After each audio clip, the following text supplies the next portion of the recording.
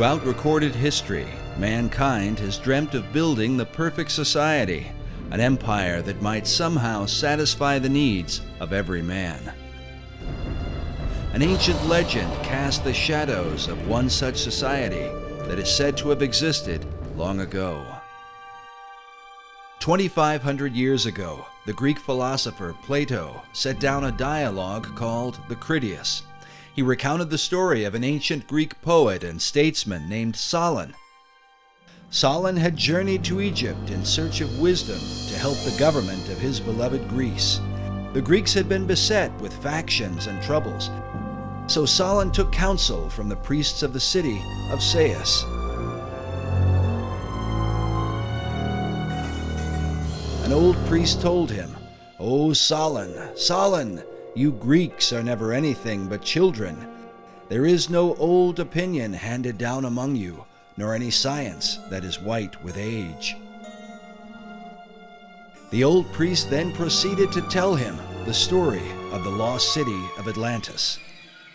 In the centuries that would follow, scholars and researchers have debated whether Plato's Atlantis was intended to be an account of real history or simply an allegorical myth.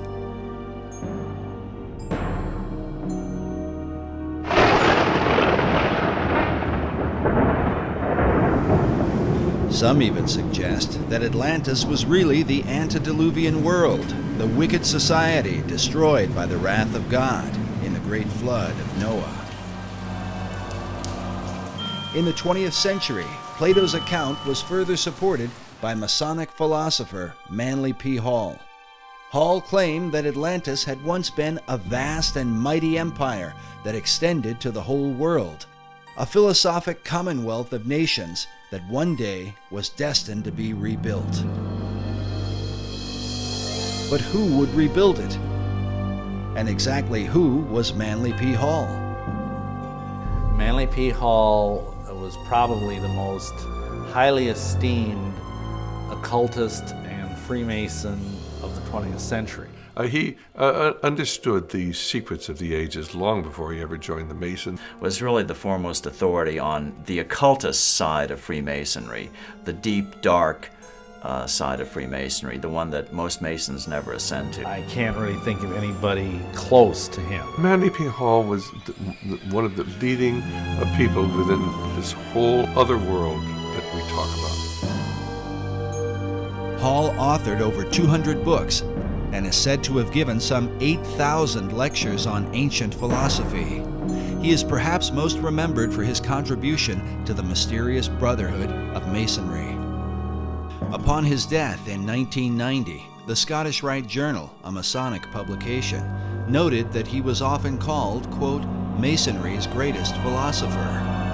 Among his teachings was that contained in Masonry and all the secret orders was the ancient wisdom of lost Atlantis.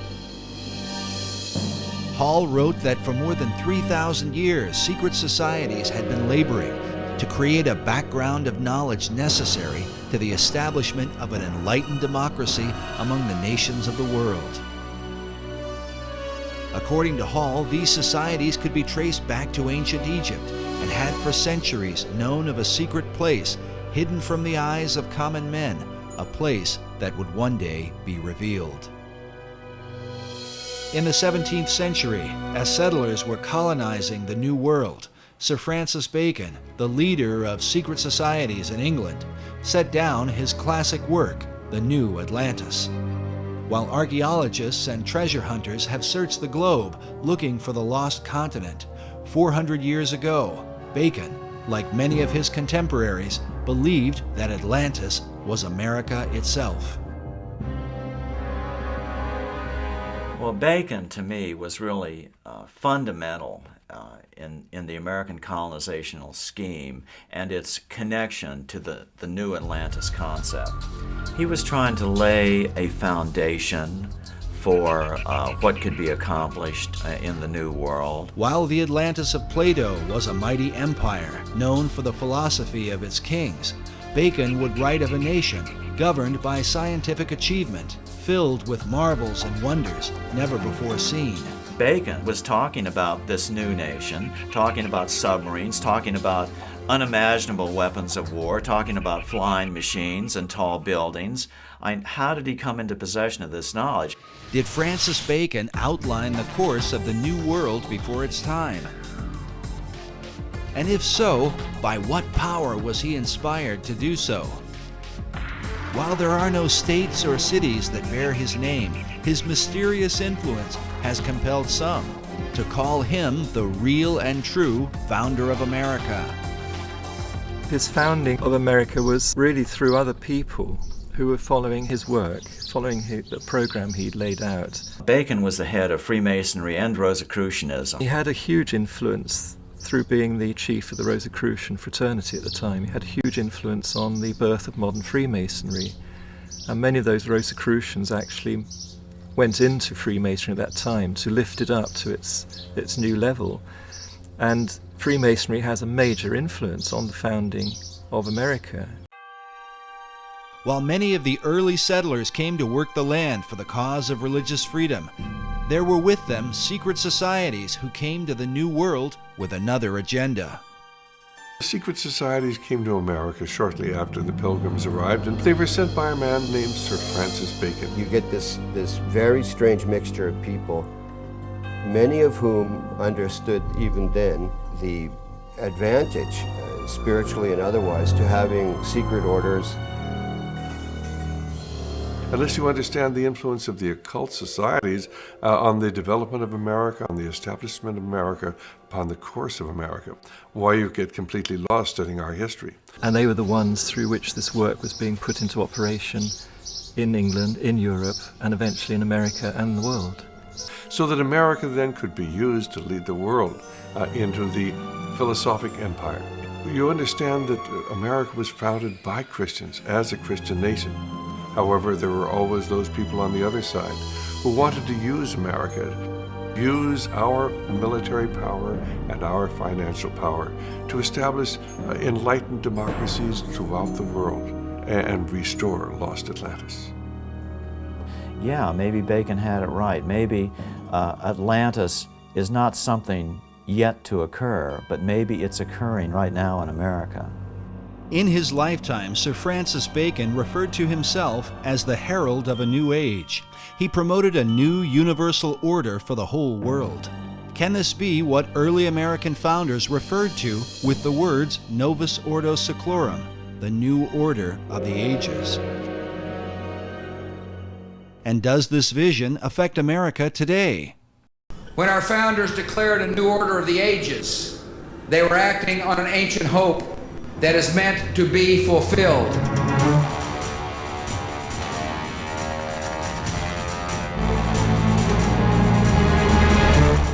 As America marches forward, spreading democracy throughout the globe, is she merely promoting freedom or fulfilling an ancient plan? Is she following a course planned for centuries by men who believe she is chosen for a secret destiny?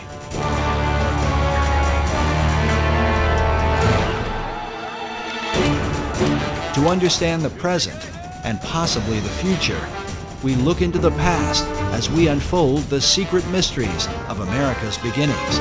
Can America be the new Atlantis?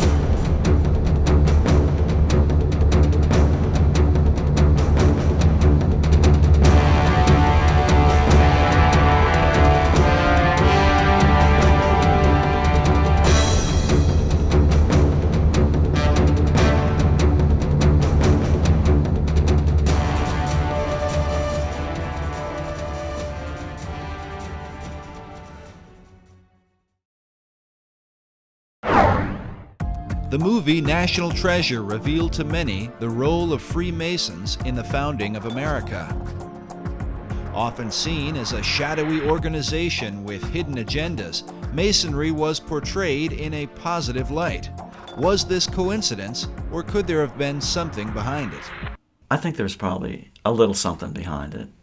The Freemasons among our founding fathers left us clues like these: the unfinished pyramid, the all-seeing eye. They're speaking to us through these.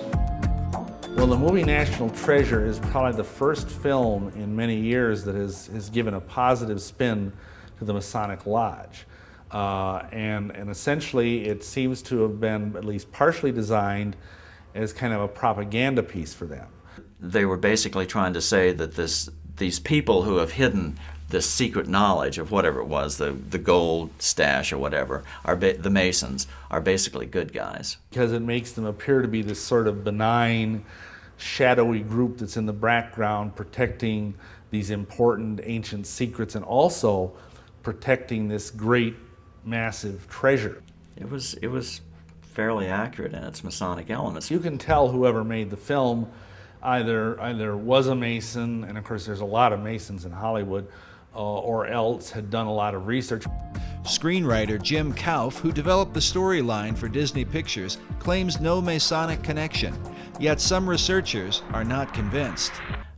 Masons were involved in the writing of that, it seems to me, because then they tried to turn it around and say that that Freemasonry is a good thing, that it has these hidden secrets deep within it, and that someday will be revealed and bring good things to America, etc.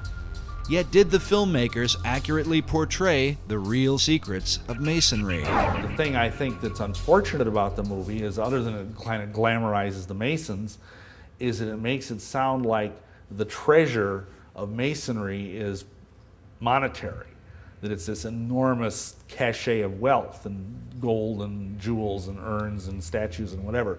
And really that's not what the treasure of Masonry is. The treasure of Masonry is esoteric wisdom. It is what Masons believe. It is the secret of eternal life and immortality. And that's an entirely different thing.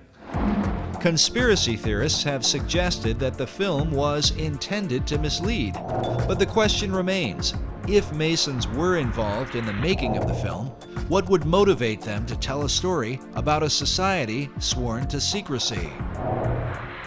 I think Masons have been pretty desperate over the last couple decades. They've taken a lot of hits, due in at least part to my books, and their membership is declining fast. Men love secrets, and that's just a basic truism. And so if they advertise that through a popular movie, maybe it would generate a little more interest. On one level, the film, I think it does some good in that it does educate people about the origins of our country and the fact that the origins of our country was very much steeped in Masonry. But on the other hand, I think it misleads about the benign nature of Masonry's involvement, and also it misleads by defining the nature of what Masonry has been guarding for the last 3,000 years. But what has Masonry been guarding for the last 3,000 years? The real history of the craft, as it is called, varies from one source to another, and is a continued thorn of controversy. Masons claim biblical origins dating back to Tubal-Cain, the first craftsman, as well as Nimrod, who built the Tower of Babel and founded the ancient city of Babylon. King Solomon plays an important role, as Masons are said to have been the builders of the Great Temple in Jerusalem. No less important is the influence of Gnosticism, sometimes called the mother of Masonry.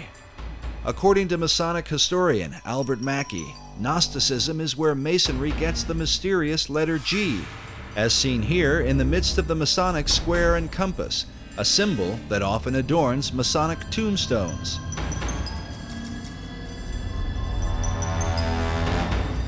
Known for rejecting the biblical Gospels, the Gnostics claimed to be the real Christians, an issue the apostles spoke vehemently against in the New Testament.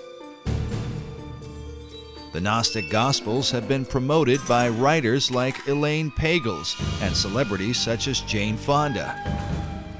It was the Gnostic teachings that formed the heart of Dan Brown's blockbuster book, The Da Vinci Code. The Gnostics were known to express a humanistic view of Christ, a view they are said to have exploited for the purpose of justifying their debauchery of women. Hence the tales of Jesus and his alleged relationship with Mary Magdalene, a view often attributed to the Gnostics and repeated in Brown's controversial book.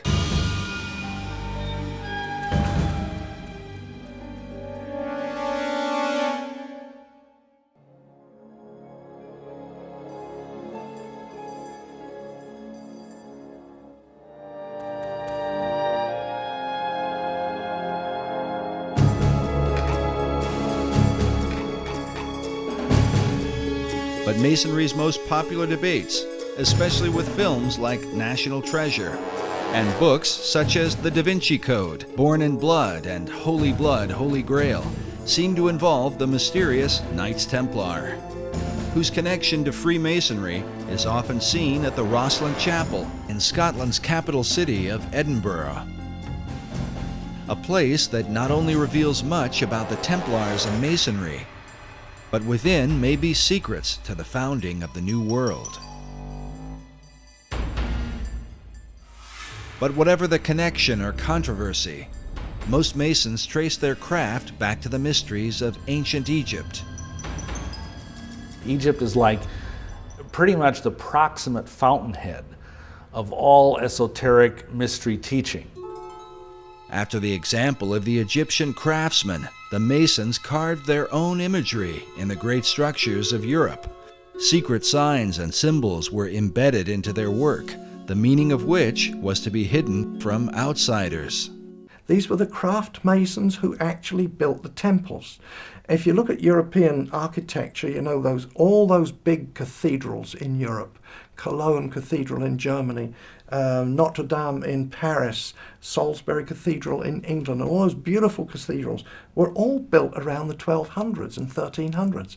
And it was these masons who knew their business, and they wanted to keep their skills secret. All the great cathedrals of Europe were built by stonemasons who had an understanding of esoteric lore, and they're basically riddles in stone.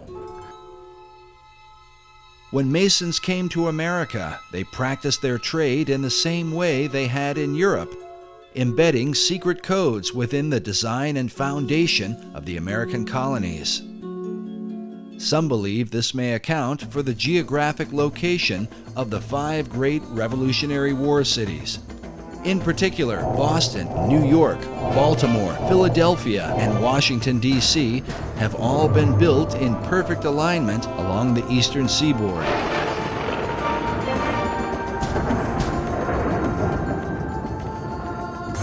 Researcher Jim Allison believes this alignment may be a part of something greater. Let me say this, I think it is very unlikely that the alignment is coincidental. According to Allison, the alignment of cities and ancient sites are part of a series of great circles that encompass the earth. These circles are supposedly like lines of power upon which significant sites are built. The simplest example, the most obvious example of a great circle, though, is the equator, because it runs around the center of the earth. It runs due east-west. Meridians of longitude, which run due north-south through the north and south poles, if you extend it all the way around, those are also great circles because they run through the center of the earth. Allison claims that mystical sites like the pyramids, Easter Island, the Mayan and Aztec cities are all built upon these great circles.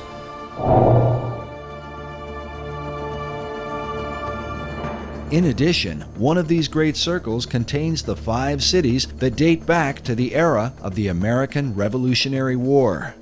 Washington, D.C., Philadelphia, Baltimore, New York City, and Boston are in fact aligned. They're fairly close together. The distance from Washington, D.C. to Boston is 400 miles. And as a result of that, you can see the alignment just on a flat map, because the curvature of the earth is not so much over that distance to distort it. But on a three-dimensional map, it's even clearer. But is this just a curious coincidence, or could there be some hidden meaning behind it? In the 1920s, an Englishman named Alfred Watkins noted a series of straight tracks or lines upon the Earth's surface that seemed to connect the ancient monuments and holy sites around the world. What he found was that in a number of cases, a number of these monuments were aligned in dead straight lines that extended from a few miles to, in some cases, many miles. He coined the term ley lines to describe and to explain these alignments. Watkins believed that there are some type of grid lines that run through the earth, of lines of energy or magnetism or electromagnetism or some other kind of attraction over the earth. And that's what he described as ley lines. Watkins believed that the builders of these sites were aware of these lines that ran through the earth and that they intentionally built these monuments on these lines. While Watkins' findings were not openly received by all, his views have been most often embraced by members of the esoteric community. In the occult, there's this concept of ley lines, L-E-Y, which are lines of force that some people say are like the acupuncture points of the earth. And you always want to build things on a ley line. All of the great cathedrals of Europe are built upon these ley lines, which are like currents of power. These currents of power are thought to have magical significance. Some believe they act as portals for spirits to travel to and from the ancient monuments that fall within these alignments. But the question remains, were such power lines important to the builders of early American cities? Were they aligned with a secret purpose in mind? It's very important where the pyramid of Khufu is built, the Great Pyramid. And it's very important where Stonehenge is built. There are several great circles that ancient monuments are aligned with. And in some cases, ancient and modern development is aligned with. Extending the alignment from Boston to the northeast towards Europe, the alignment crosses over the Atlantic and crosses into England and crosses over Stonehenge, which of course is one of the more significant monuments, certainly in England and arguably anywhere. Can it be coincidental that the early colonists built these 5 cities in perfect alignment with each other and in perfect alignment with Stonehenge? Allison admits that many of the ancient monuments are aligned on ley lines or great circles within a fraction of 1 degree, a distance that sometimes equals 15 or 20 miles. But in the link between the Old World and the New, there is a 0 deviation between the 5 American cities and England's mysterious Stonehenge. According to Allison, they are perfectly aligned.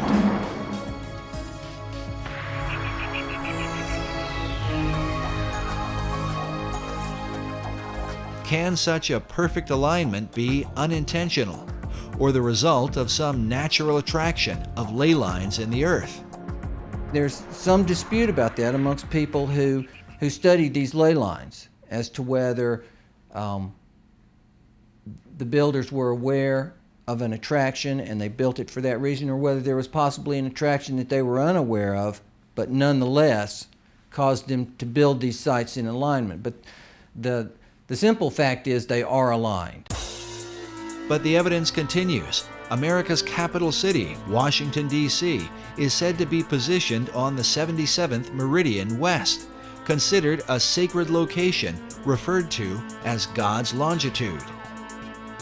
In his book, Marking Time, author Duncan Steele argues that the early expedition of Sir Walter Raleigh, known for the lost colony at Roanoke, was not quite the failure it seemed to be.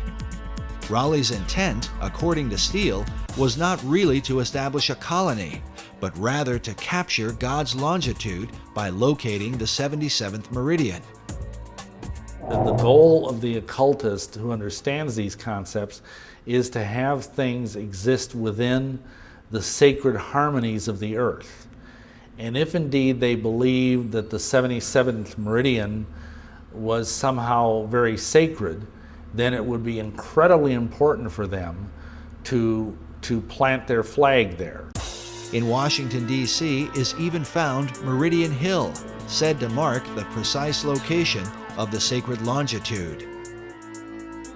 Raleigh himself was a member of Bacon's secret society in England.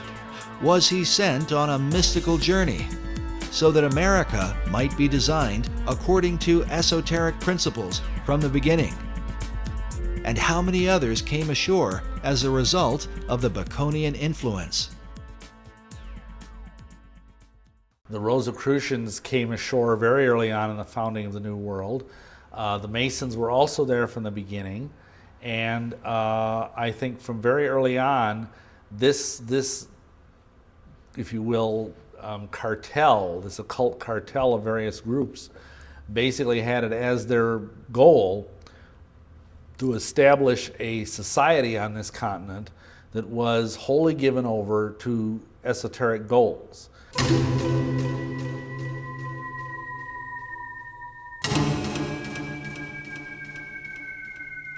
The Rosicrucian Order, with its modern headquarters in San Jose, California, has for centuries been linked to Freemasonry. Well, you have to understand that Freemasonry is simply the modern-day manifestation of the ancient mystery religions. The ideas of Masonry have been around literally for thousands of years. And of course, Rosicrucianism was simply a forerunner of modern-day Masonry. The order takes its name from its primary symbol, the rose and cross. Like Masonry, the Rosicrucians trace their religion to the mysteries of ancient Egypt. Their power base in San Jose centers around an Egyptian museum. There are chapters of the Rosicrucians studying every place across America. And one only has to go up on the internet, and they actually have websites where they recruit people into the Rosicrucian order. People have no idea that these people are even here. Perhaps the reason for their lack of exposure is that they are dwarfed by the chief of all secret societies, the ancient order of Freemasonry. Nevertheless, the Rosicrucians are said to be the first of the secret orders to have opened a door in the New World. The very first that we know of occult beachhead in America was Rosicrucian.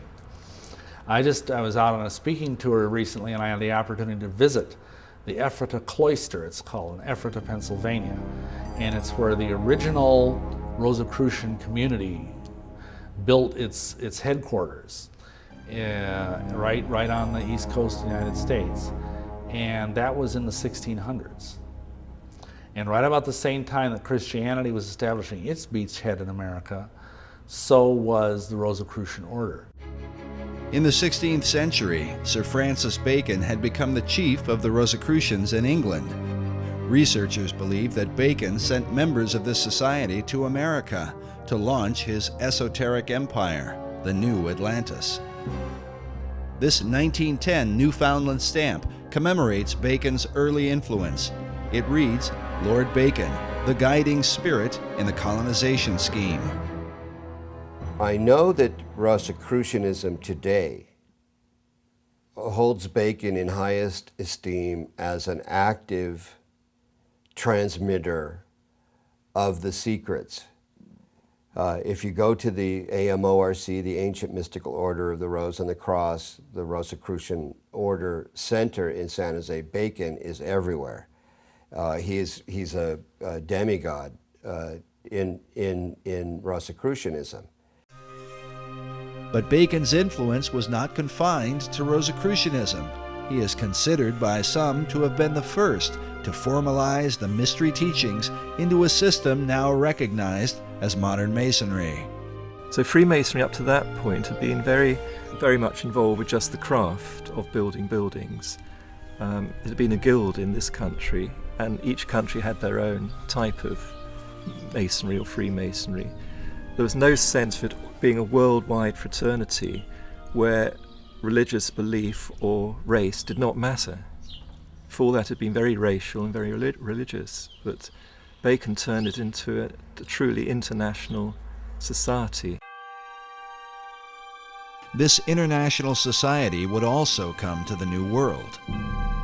And while Bacon's Rosicrucians would maintain a position of careful anonymity, the Order of Masonry would stretch its hands in America to the very heights of power. Nowhere is the Masonic presence more clearly seen than in the design of America's capital city, Washington, D.C.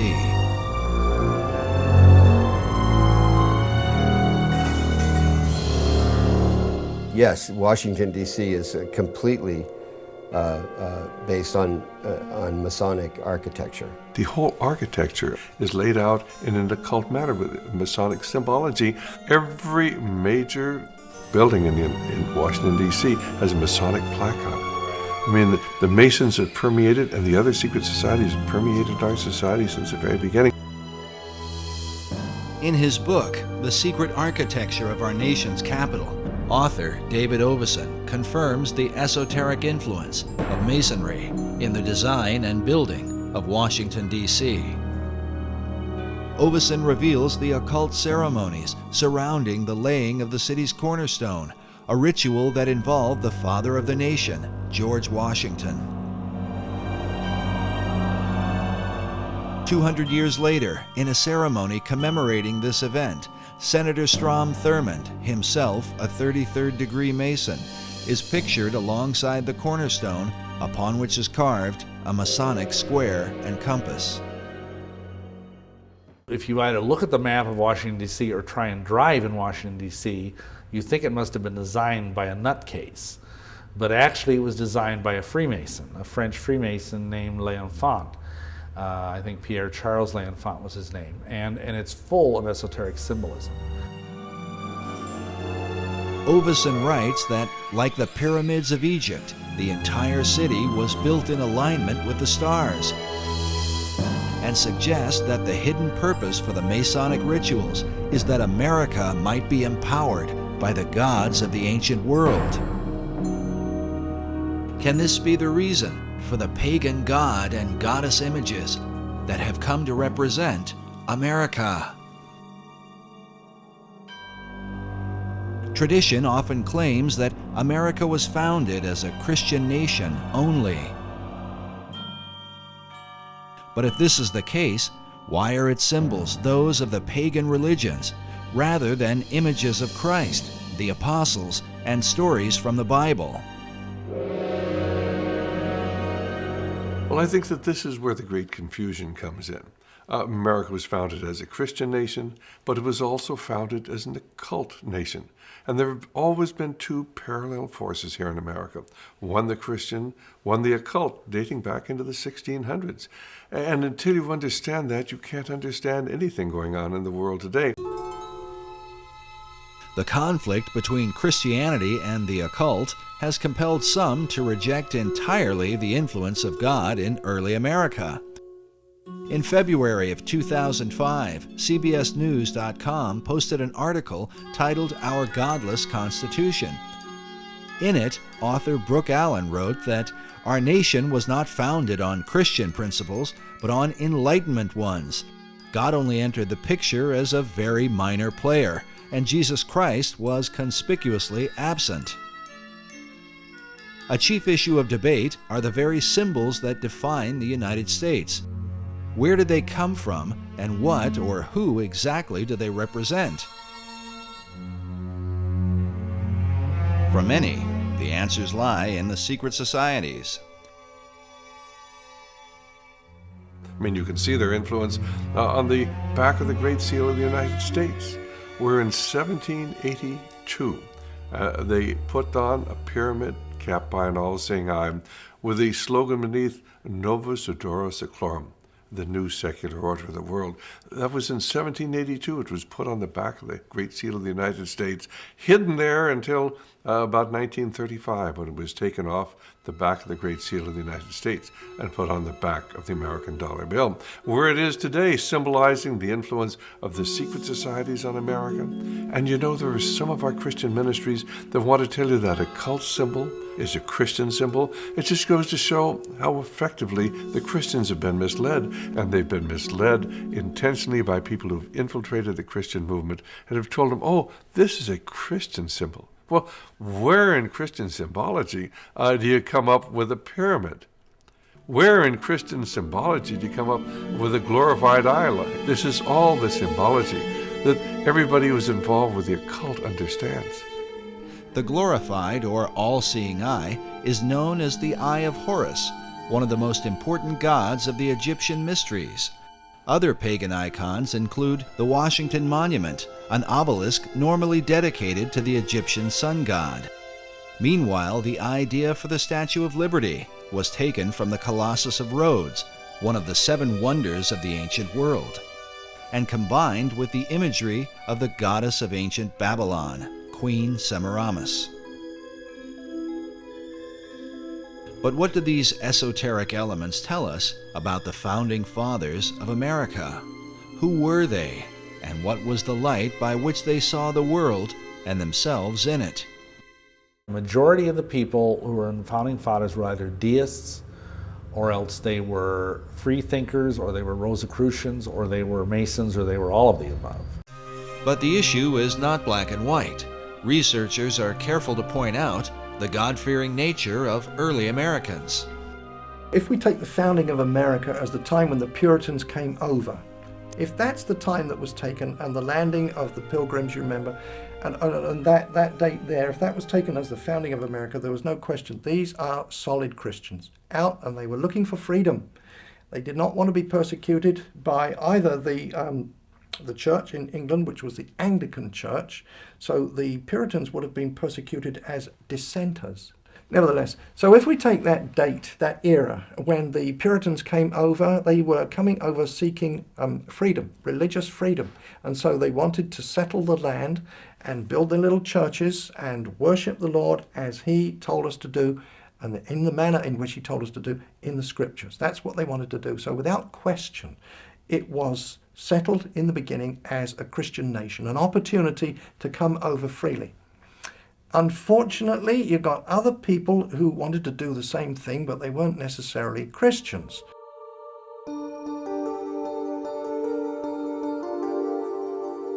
By far, the chief source of contention is the involvement of the Founding Fathers with secret societies, namely Freemasonry. Certainly at the time when the Declaration of Independence was signed, many of these people were involved in Masonry, no question at all about it. But it wasn't because they were dedicated to the esoteric principles of Masonry. Many of these people were strong Christians. In America, initially, the men that were elected, I believe 90% of them were all God-fearing men. People, on the esoteric side want to say, oh, this was a Masonic country. And there's an element of truth in that, because certainly there were many Masons, once America was established, who were working in key positions. I believe the truth is somewhere in between, as it usually is, the two extremes. It's a timeless struggle. Both sides of this power struggle are in full play. The sides of the secret societies, trying to push forth the new Atlantis. And so it doesn't surprise me that most of these men in the Continental Congress or the signings of the Declaration of Independence were Masons or whatever. That doesn't surprise me. It doesn't even bother me, because I know that underneath them is a vast horde of people that were biblical Christians. Masonry's history with America is filled with both mystery and controversy. Because of its secrecy, and because its members are bound by terrible blood oaths, Masons are reluctant to come forward with testimony. It's a secret society. It has always been a secret society. And to reveal anything about these secret societies ensures your death. And people who've tried to expose Masonry, even to this very day, risk their lives in doing it. Yet from the shadows, some light appears. When you actually go into Masonry in the first 3 degrees, why, if you promise that if you are ever reveal any of the secrets of Masonry in the first degree, why you'll have your tongue cut out, and you'll be buried in the sands of the sea up to the level of your neck at the level of low tide. And at the 2nd degree, I believe they cut out your heart, and the 3rd degree, they're going to cut out your entrails and burn them.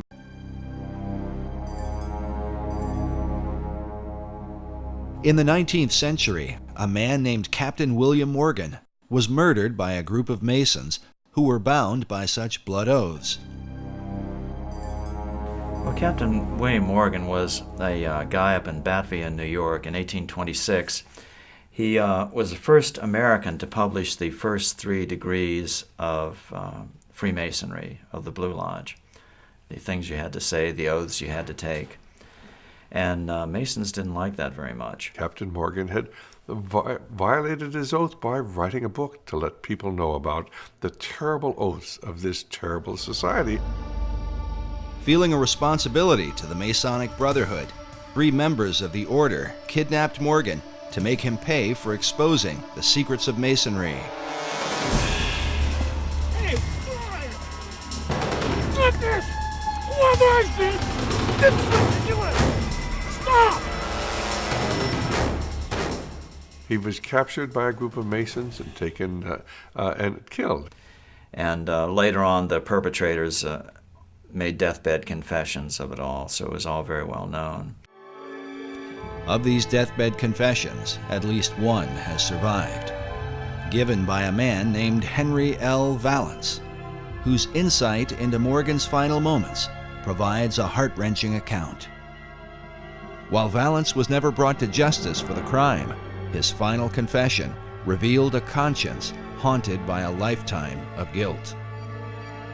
If the mark of Cain wasn't upon me, the curse of the first murderer was. The bloodstain was upon my hands and could not be washed out.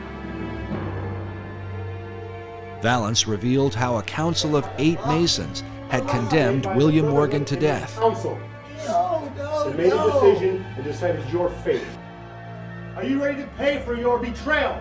Talk to me, man. I've done what was right. And how Morgan had pleaded for his life on behalf of his wife and children. He commenced wringing his hands and talking of his wife and children, the recollections of whom in that awful hour terribly affected him. Please, my children, my wife. His wife, he had said, was young and inexperienced, and his children were but infants. You should have thought about that before you turned us in, before you wrote the book. May God have mercy on your children, because we will not have mercy on you.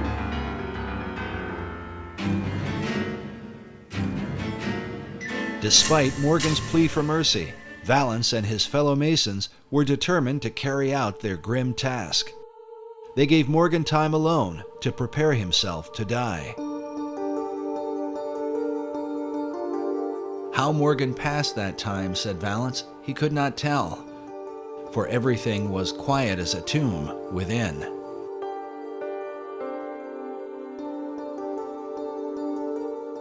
When they returned, they bound his hands and led him away to the awful fate they had prepared for him. The story was he was actually drowned after being mistreated horribly for a period of time. Well, when the word of this got out, and people began to realize this dangerous influence of Masonry within our society, why the membership of the organization fell off dramatically. As one investigator put it, as one writer put it, Freemasonry, which was rampant throughout the country at that time, almost dried up overnight. The public outrage over Morgan's death was profound, but when those who had murdered him were sought out, the people of the United States discovered that justice was not so easy to obtain. The reason was given by the Reverend Charles Finney in his book, The Character, Claims, and Practical Workings of Freemasonry, first published in 1869. Finney was a former Mason who lived through the Morgan affair. He claimed that justice in the case was impossible because nearly all the civil offices in the country were in the hands of Freemasons. According to Finney, even the newspapers of the day were completely under their control. Finney writes that it was found that they could do nothing with the courts, with the sheriffs, with the eyewitnesses, or with the jurors, and all their efforts were for a time entirely impotent. So this turned into a big brouhaha. It was a big Masonic scandal because it was all known. The Morgan incident became an issue of national importance, not simply because a man was murdered, but more importantly, Americans began to realize that their supposedly democratic country was being secretly controlled by the Masonic Brotherhood. And this led even to separate political parties, anti-Masonic political parties being formed, and they were even called the Anti-Masonic Party. They ran candidates for president, and they were significant parties. They weren't just minority parties, so it was a really big deal. The anti-Masonic Party was the first third party in American politics and eventually became the Whig Party, which is more widely recognized. The party itself was led by former President John Quincy Adams, who wrote a collection of letters and essays against Freemasonry. How can you have a free society when you have people who belong to these secret societies and have sworn these terrible blood oaths? You can't have a free society. And that's what John Quincy Adams was writing about. Adams wrote, "I do conscientiously and sincerely believe that the order of Freemasonry, if not the greatest, is one of the greatest moral and political evils." As a result of the Morgan incident, a series of official investigations took place. In 1829, a New York State Senate committee published its findings on Masonry, stating that its members were found in almost every place where power is of any importance. 5 years later, in 1834, a joint committee in Massachusetts reported that Masonry was, quote, "a distinct independent government within our own government and beyond the control of the laws of the land by means of its secrecy." Well, the influence of Masonry has always been here since those days. And of course, within 15 or 20 years, why the membership of Masonry had reconstituted itself. It said they got down to only about 5,000 members there when Masonry was really exposed. But people soon forgot about the terrible things that had happened. And the fact that if you were a Mason, they really would kill you. Most people look upon Masonry as simply a fraternity, and these oaths have no meaning. But tragically, they do. A monument was erected in Batavia, New York, and remains to this day, in remembrance of what happened to William Morgan. The inscription on its base reads, "To the memory of William Morgan, a native of Virginia, a captain in the War of 1812, a respectable citizen of Batavia, and a martyr to the freedom of writing, printing, and speaking the truth. He was abducted from near this spot in the year 1826 by Freemasons and murdered for revealing the secrets of their order." The monument goes on to tell the reader where they can find the historical records that document the Morgan account.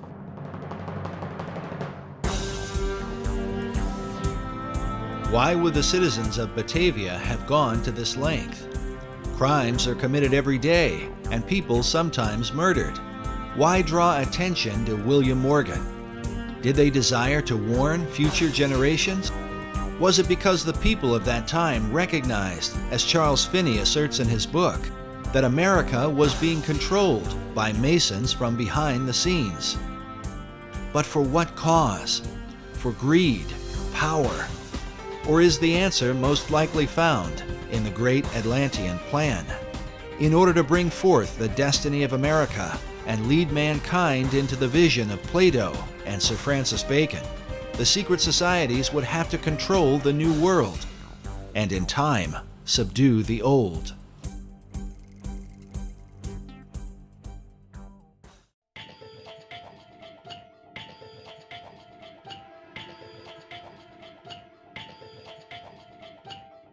But how to bring about this utopian empire? In his writings, Sir Francis Bacon called for a universal reformation of the whole wide world. To bring about this reform, some believe the secret societies launched a world revolution.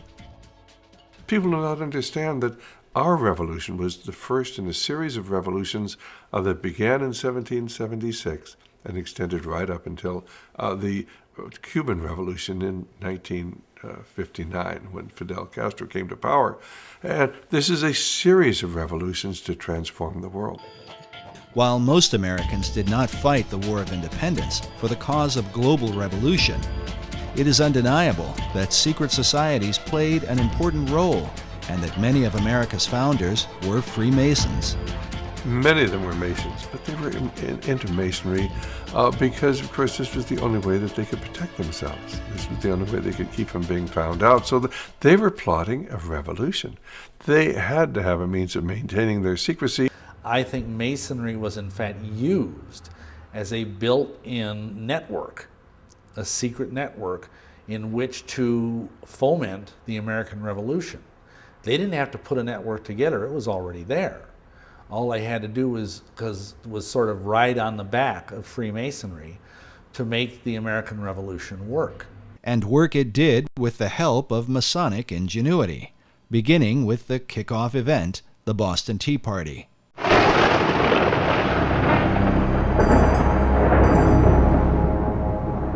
And what was the Boston Tea Party? Who was behind that? Who were the raiders of the English tea ship? Admittedly, at this point, it was the Masonic Lodge in Boston. They were all Masons. It was the Masons wanting to implement this revolution. The leader of the men who dressed up like Indians and threw the tea into Boston Harbor was the legendary Paul Revere, whose famous ride would alert Americans that the British were coming.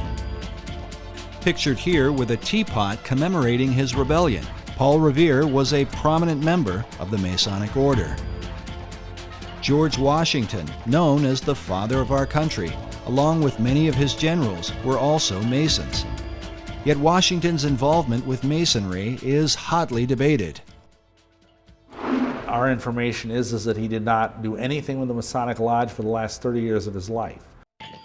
The debate centers around a letter written by George Washington to the Reverend G.W. Schneider on September 25, 1798, just 15 months before Washington's death. In the letter, Washington says specifically, "I must correct an error you have run into of my presiding over the English lodges in this country. The fact is, I preside over none, nor have I been in one more than once or twice within the last 30 years. And in Washington's case, I defend him by saying the Masons are very secretive. When they approach a man to be a member of their organization, they will not and cannot tell him what it's all about. But what they can do is to say, well, you see, there were all these famous people. They were Freemasons, and they can name off the kings. And today, of course, they can name off Washington. And so the candidate will then argue to himself, well, who am I? I'm just a little guy, you know, or I might be a senator, but nevertheless, who am I compared with these? If it was good enough for them, surely it's good enough for me. If it's secret, it's going to be a good thing. So they get in, and they're not told the whole story. They're not told in the first, second, or even third degree. They're not told the whole story, but little by little, as they acquire more knowledge and as they are deemed to be faithful to the cause, they are told more. And that's just how they get the people in. It is only fair to mention that many Masons continue to insist that Washington was very active in the craft. Yet there is no debate about the Masonic membership of Benjamin Franklin, who is deeply involved not only with Masonry, but a whole variety of secret societies in America, in England, and in France. Societies that had everything to do with his success during the American Revolutionary War. Benjamin Franklin is a very paradoxical, complex fellow, as might be expected for someone who was such a great genius. But at times he seems like he's a Christian. At times he seems like he's a scoundrel. At times it seems like he's a Luciferian, and at times it seems like he's a Rosicrucian. He was a strange character, Benjamin Franklin, a sort of a shuttle diplomat between Philadelphia and Paris and London, England. He was, of course, an ambassador in Europe, and when he was over in Europe, he became a member of a group called the Hellfire Club, which was a kind of pseudo-satanic organization in 1700s.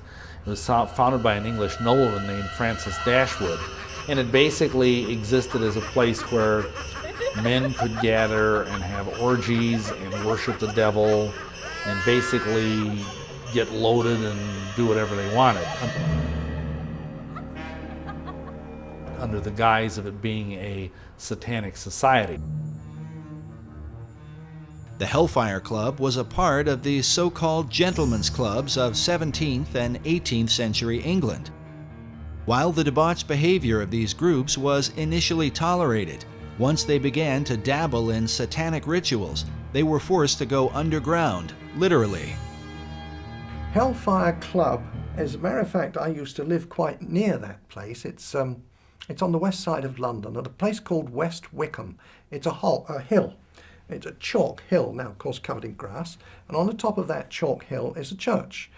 On the top of the church there's a golden ball. There's a cross on top of that. Now that's a Christian church, but inside the hill is a cave. Often those chalk hills, they do have caves inside them. It's the way they're formed. And in the cave there, they would gather together. Now, I don't say that it was the church, the occupants of the church that gathered there, but whether they knew it or not, the Hellfire Club would hold their meetings once a month underneath the church.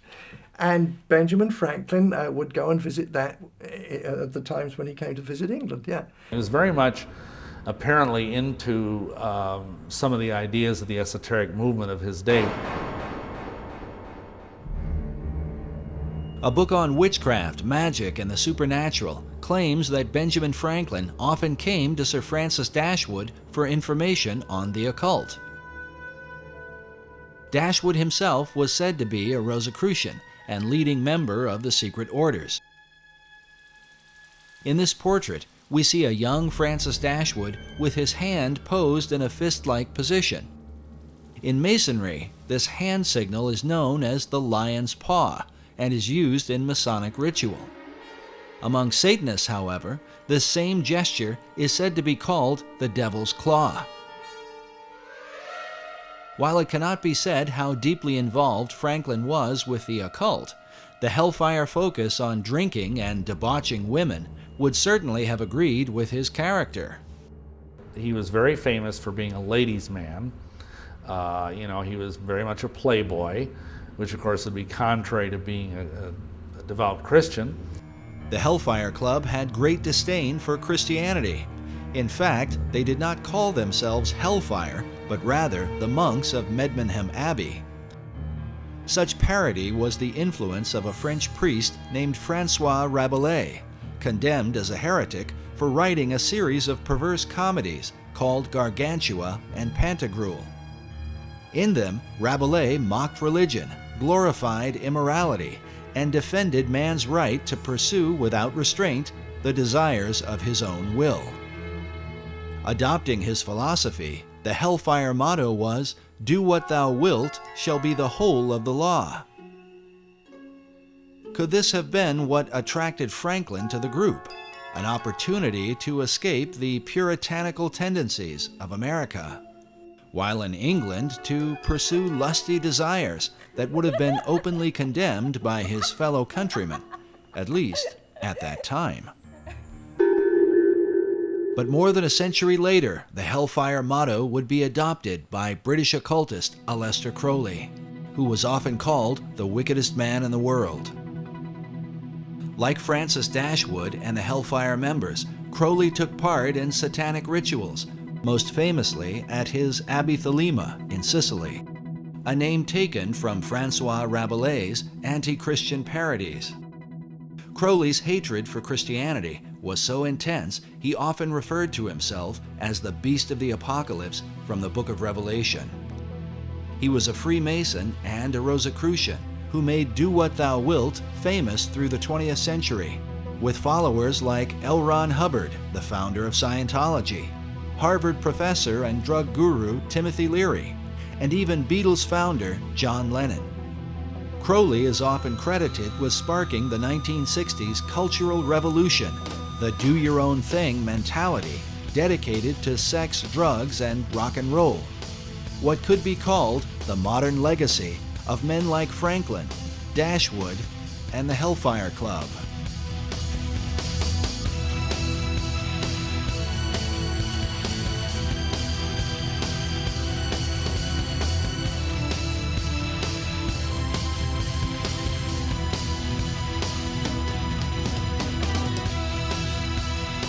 But wait a minute.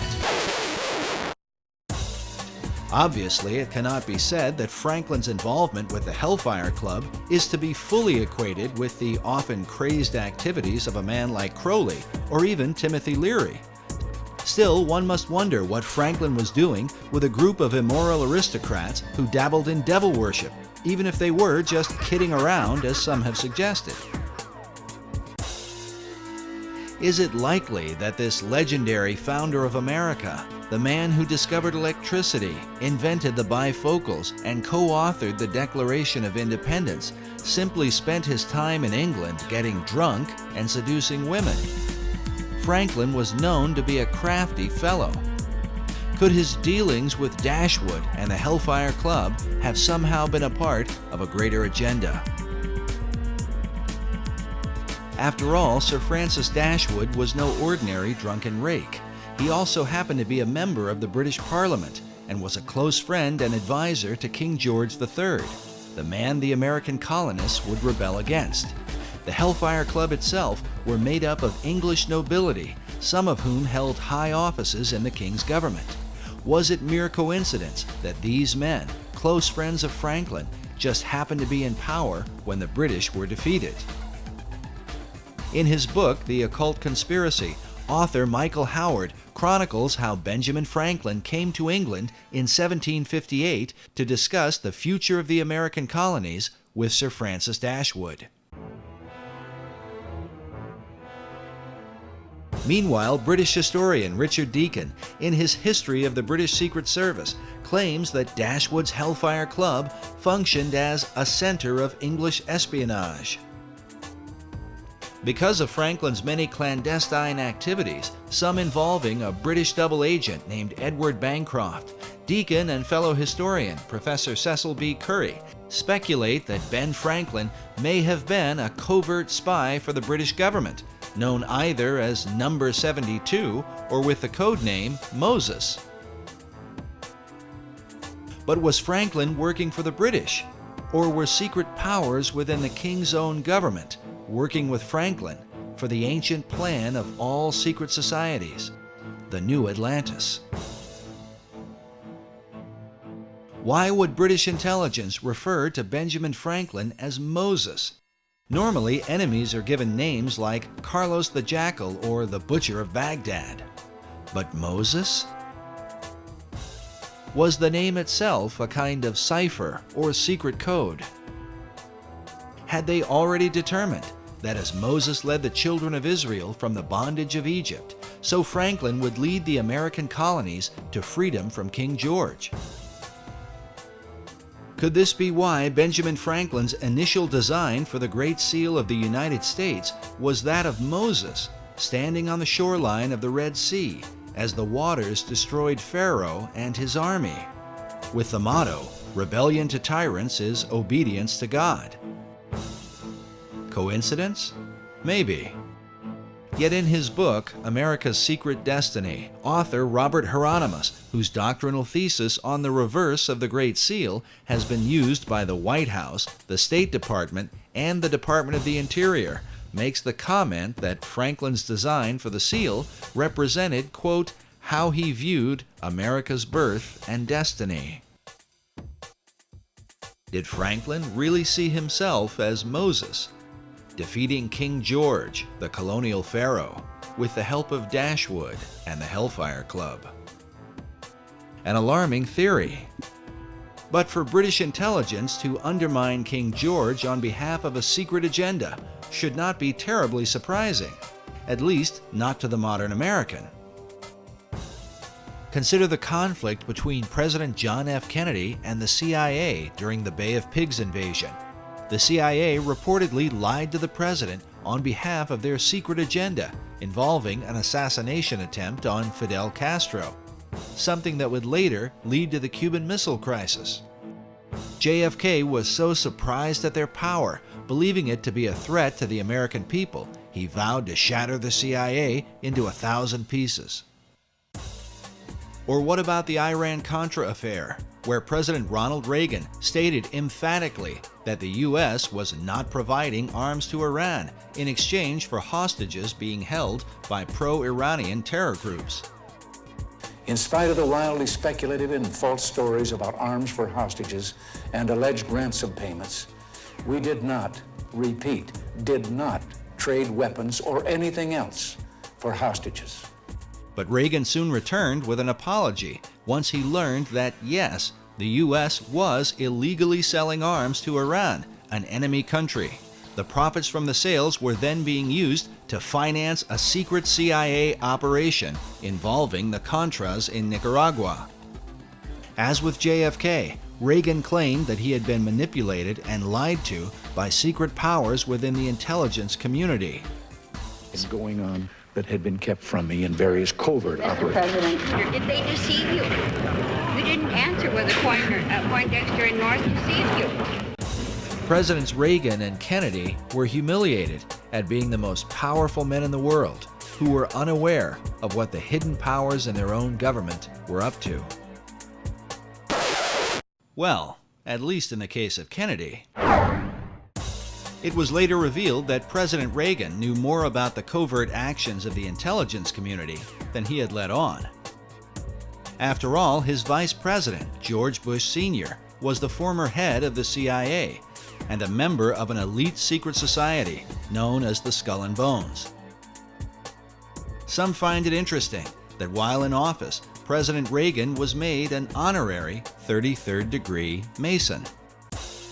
Since then, America's presidents have all been members of secret orders, including Skull and Bonesman George W. Bush, whose War on Terror is said by some to have sparked the beginnings of World War III. Bush claimed it was the CIA who provided the information about weapons of mass destruction that ultimately led to the war in Iraq.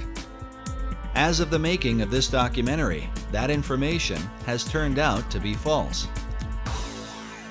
An intelligence error? Maybe. Or perhaps the same powers that were working in the days of Benjamin Franklin have never really ceased to function. Is it just a coincidence that the War on Terror has provided the opportunity to spread democracy to all the world? And this is what people don't understand, as our president talks about how we want to bring democracy to all these countries of the world. Well, why doesn't he want to bring a republic to these countries? We were a republic. We were never a democracy. It is only the people from the mystery religions and the secret societies who are pushing this idea of world democracy, or this combination of enlightened nations, enlightened democracies to rule the world. As incredible as it may seem, there are really people who believe that. They're working full-time to accomplish that goal. And until you understand that they are the primary force behind the wars of this last century and World War III, which we are entering into today, unless they understand that the whole idea is to create this reestablishment of what they would believe is lost Atlantis, this wonderful utopian society that they believe existed eons ago. Anybody who studied the history of America knows we were not established as a democracy. Our founding fathers didn't believe in democracy. They wanted a republic, a government of law, not the democracy, which is what the secret societies have been working for well over 3,000 years. Could this be the secret behind what's happening in the world today? And was this the underlying motive in the war for American independence? To wrestle the new world from the power of the old, that it might in time be used to bring forth the great Atlantean plan, envisioned by Sir Francis Bacon.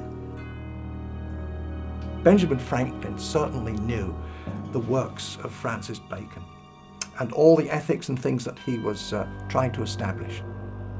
Bacon was a man that Benjamin Franklin had much in common with. Both men were the leading scientists of their time. Both men were involved in printing, and both men published works that helped to transform the people of their generation. Both men developed their own system of ciphers and secret codes, which they used for intelligence purposes during wartime. And both men were deeply involved in the Masonic and Rosicrucian movements of their day. Franklin was a member of Masonic and secret orders in America, in England, and in France, the three countries involved in the American Revolution. But some researchers argue that his influence in France truly demonstrates his loyalty to a plan that looked beyond America, to a global revolution. He was the master of the Lodge of the Nine Sisters, Neuchoir, the Lodge of the Nine Sisters right in Paris, and that's where the revolution started, incidentally. So he was lodge master there every time he visited the place. He, as so many young people, very intelligent people, really believed that man could create a better society without being totally reliant upon God. And of course, we know that eventually he went to France, and when he was in France as the American ambassador to France, he was instrumental in pushing these ideas that led to the French Revolution. Franklin went to France to convince King Louis XVI to finance the American Revolution. But in the process, Franklin was preaching radical ideas that would later on inspire the French to overthrow Louis, the very monarch who had helped to pay for the founding of America. Americans desperately needed money to fight the War of Independence because, according to Franklin, England had ruined their economy to keep America from becoming too prosperous. When he was ambassador to England, the Bank of England said, how come America, the representatives of the Bank of England said, how come America is getting so rich? And Franklin, in his autobiography, recounts the story. He said, well, that's easy. In America, we create our own money and we owe no interest to pay to no one. So the Bank of England said, oh, that's very interesting. So they immediately had passed through Parliament the Currency Act of 1764. And what did the Currency Act do? It outlawed the creation of America's own money and put America on the gold standard, made Americans pay their taxes in gold or silver coin, which of course was very scarce in the American colonies in those days. So what was the result? It immediately plunged America into a deep depression. Franklin says that this depression, and everyone in America was well aware of what the depression, who caused the depression, why it was caused, just because England outlawed America just simply printing its own money, and that it was this Currency Act of 1764 that was really the root cause of the American Revolution, because it caused so much unemployment and a terrible economic upheaval. And Franklin's quote is, we could have endured a little tax on tea and other matters, but it was England's taking away our ability to create our own currency that was really the root cause of the revolution. And so King Louis supported the American cause through financial aid and the use of troops. But some years later, many of the French soldiers who fought for America would return to France to fight the French Revolution. Among their leaders would be an American hero, the Marquis de Lafayette, who served alongside George Washington. Lafayette was also a Freemason and close acquaintance of Benjamin Franklin, the man who seemed to be the friend of nearly all the revolutionaries of the day. It was Benjamin Franklin who initiated Voltaire himself in 1778. He could then brag and say, "Whoa, Voltaire was a Mason." Ooh. People would say, if it's good enough for him, it must be good enough for me. I don't know what it's all about, but it sounds like a good thing. While the writings of Voltaire inspired the French revolutionaries, Americans were compelled by another of Franklin's close friends, Thomas Paine. Thomas Paine was a member of the Lunar Society. Benjamin Franklin would go and meet with them, yeah. Anyway, he recognized in Thomas Paine that the fellow was, he was pretty good at writing. And so he brought him back with him to Philadelphia. And he wrote the pamphlets that started the revolution in America. It was a little booklet called Common Sense. Thomas Paine wrote that, and it was kind of inciting people to war against King George III. With the help of Paine and his fellow Masons, Franklin worked to create the revolutionary mentality among the colonies. Yes, Franklin developed the concept of the virtuous revolution. The thought of revolting against a monarch amongst European people was absolutely anathema. It went totally against the European mindset of the divine right of kings, where government is of God, kings are appointed by God, and so the virtuous revolution was something really different. But not all Masons went along with Franklin's ideas. like the man known as the Great American Trader, Benedict Arnold, also a Mason who chose to side with the British during the war. Nevertheless, for good or for ill, Masonry was clearly at the helm of the War of Independence. It seems ironic, however, that American Masonry today owes its allegiance to the very country it rebelled against. Modern Masons trace their official beginning to the United Grand Lodge of England, founded in 1717. The official start of modern Masonry is in 1717 in the Apple Tree Tavern in London, where the first Grand Lodge of England was convened. And that's called the Mother Lodge, because essentially all English-speaking lodges precipitate out of that. And for example, all American lodges, all the different Grand Lodges of the different states, all ultimately owe their allegiance and their warrant to the Grand Lodge of England. Yet prior to the formation of the Grand Lodge, the seeds of modern Masonry had already been sown through the work of Francis Bacon. Francis Bacon established the Masonic organization, that whole body that was established by Francis Bacon. The ethical programs that were inherent within that, he was responsible for all those. His philosophy, his ethics, his literature that he was responsible for would certainly be known to Benjamin Franklin. Was Franklin following Bacon's plan? Was it mere coincidence that he was a chief catalyst in the launching of the American Revolution? Or that his influence would also bring about the revolution in France? Masonic philosopher Manly P. Hall wrote that not only were many American founders Masons, but they received aid from a secret and august body existing in Europe, which helped them to establish this country for a peculiar and particular purpose, known only to the initiated few. Hall further suggests that Benjamin Franklin was among those few. In his book, The Secret Destiny of America, Hall writes of Franklin's involvement with the plan of Francis Bacon. In Chapter 13, titled Bacon's Secret Society Set Up in America, Hall features an illustration showing the eastern seaboard with Benjamin Franklin overseeing it, while beside him is the shadow of Bacon.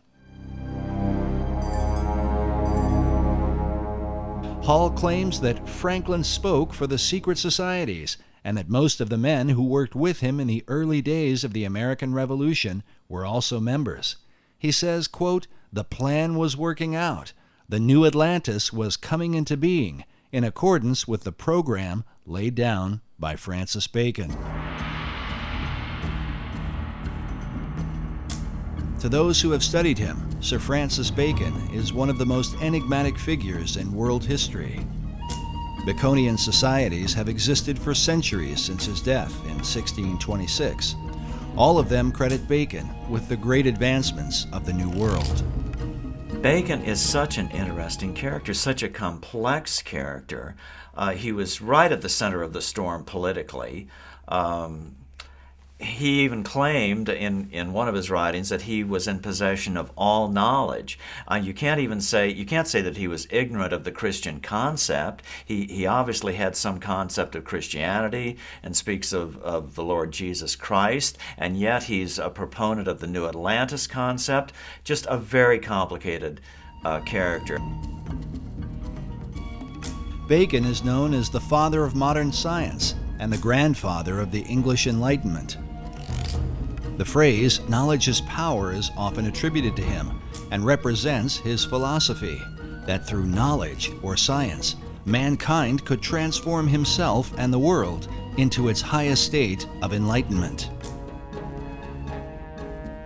His dedication to science and learning led to the birth of England's premier scientific organization. When the Royal Society of England was formed in 1662, they named Bacon as their model and inspiration. There's a book written by Thomas Sprat, who was the first president of the Royal Society. So this goes back to the early 1700s, and he wrote a history on it. And he acknowledged there that Francis Bacon was the originator of the idea. Yet even beyond the Royal Society, 20th century historian Will Durant wrote that the whole tenor and career of British thought have followed the philosophy of Bacon, a philosophy brought to America and furthered by some of her most influential leaders. Thomas Jefferson considered Francis Bacon one of the three most important men in history, along with John Locke and Sir Isaac Newton. It is even said that Jefferson believed he was fulfilling Bacon's dream for a new Atlantis by founding the United States. As a result, nearly all Baconians credit Bacon with the founding of America. This painting, once owned by Baconian author Marie Bauer Hall, shows the North American continent with the spirit of Bacon rising from the midst. Above his head is the all-seeing eye of Horus in the midst of a triangle, while upon his cloak is the rose and cross, the symbol of his Rosicrucians. Despite these things, little is mentioned about Lord Bacon in the history books of America. There are no states, cities, towns, or schools named after him, which begs the question, other than Benjamin Franklin and Thomas Jefferson, which of the founding fathers did he really influence? Which of those founding fathers were most influenced by Bacon's work? I would suggest it was all those who were Freemasons. Well, I think probably all the first presidents of America who were Freemasons, you could say, were influenced by him because of the influence that went into Freemasonry, but by Bacon. But I expect some were more influenced than others, or more inspired than others, and some may not even have known that Bacon was behind it all, in the sense of an inspirer. But maybe they all did. I mean, they were pretty intelligent men.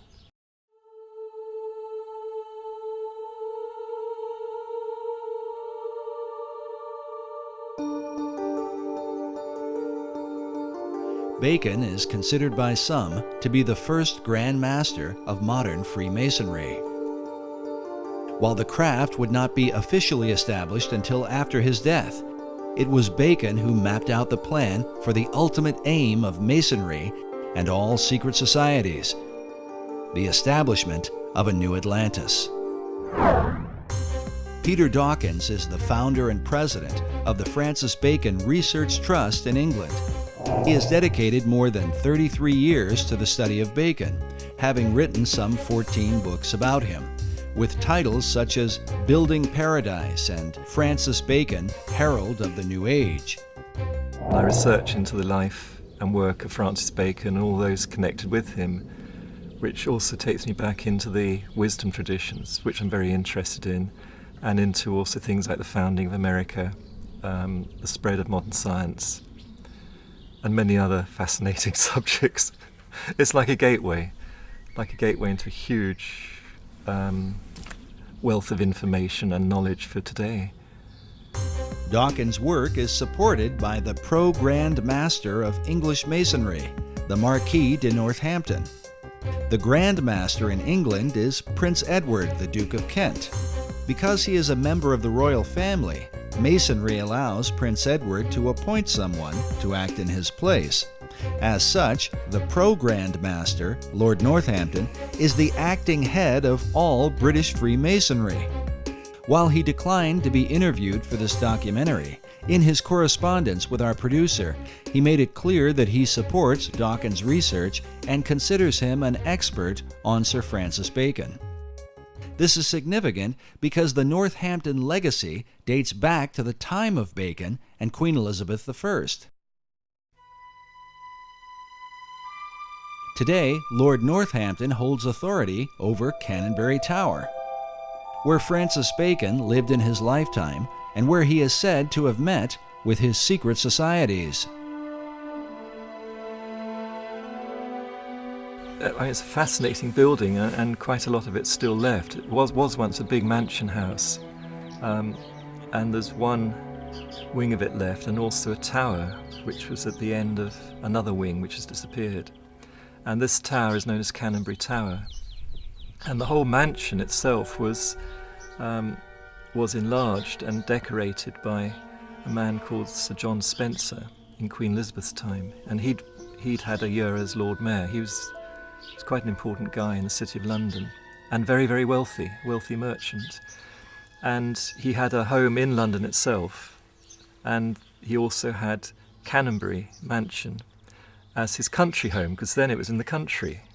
Now it's just surrounded by London, part of London, but then it was in the country, up on a hill, and a wonderful place to go to get the country air and good for your health.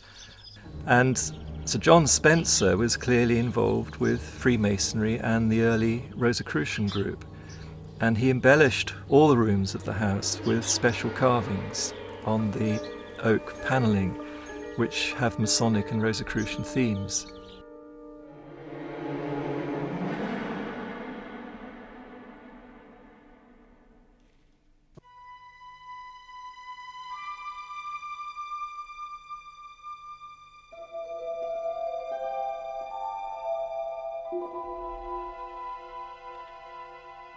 And particularly the fireplaces are done very, very carefully and specially. But the Compton and Spencer rooms still have the original carved panelling in, and the carved fireplaces, full of Masonic and Rosicrucian themes. That was done by Sir John Spencer, and the carvings are dated around about 1598 to 1601, that period. Well, eventually the house was taken over by Francis Bacon when he was made Lord Keeper of the Great Seal and then Lord Chancellor, and he rented the house for the rest of his life. And it's during this time that what's called the Invisible College was founded, and many other things were done, and he's known to have carried out scientific experiments there. And it's quite clear too that the house was the perfect meeting place for his Rosicrucian group. It was a headquarters outside London. It was private in those days. It could be well protected out of prying eyes. This labor of pursuing knowledge in secret represents Bacon's belief and method of working. In his New Atlantis, he wrote of a society that observed all things, but was known by no one. The symbolism of Bacon's home at Canonbury Tower, with all its mystery, supports the mystical view of the man, held by Dawkins himself. Well, using sort of Eastern terms, I'd say he was a master, but what in India they call a real master. But he was here in Europe, in the UK, or in England at that time. And he was just an extraordinary being. I actually think that he was the one that Paracelsus made the prophecy about, called Elias the Artist, referring to Elijah. And in tradition, Elijah is said to come again and again to prepare people for the coming of the Messiah, or coming of the Christ, which has many different interpretations. And Bacon himself called himself the herald of the New Age, which is the title of Elijah. The question posed by critics of Baconian theology is, what Christ did Bacon come to herald? Was it the Christ of the Bible, or the Christ of Masonry and the ancient mystery religion? In the ancient mysteries, a trinity is also recognized, and is represented by a symbol that is little talked about, but one that some believe stands at the heart of all the Masonic tradition. It is known as the 47th proposition of Euclid, or the Pythagorean theorem. Manly P. Hall illustrates and explains the occult symbolism of this theorem in his book, The Secret Teachings of All Ages. According to Hall, the right triangle represents this trinity. The perpendicular side symbolizes the masculine, or divine father, while the base represents the feminine, or divine mother.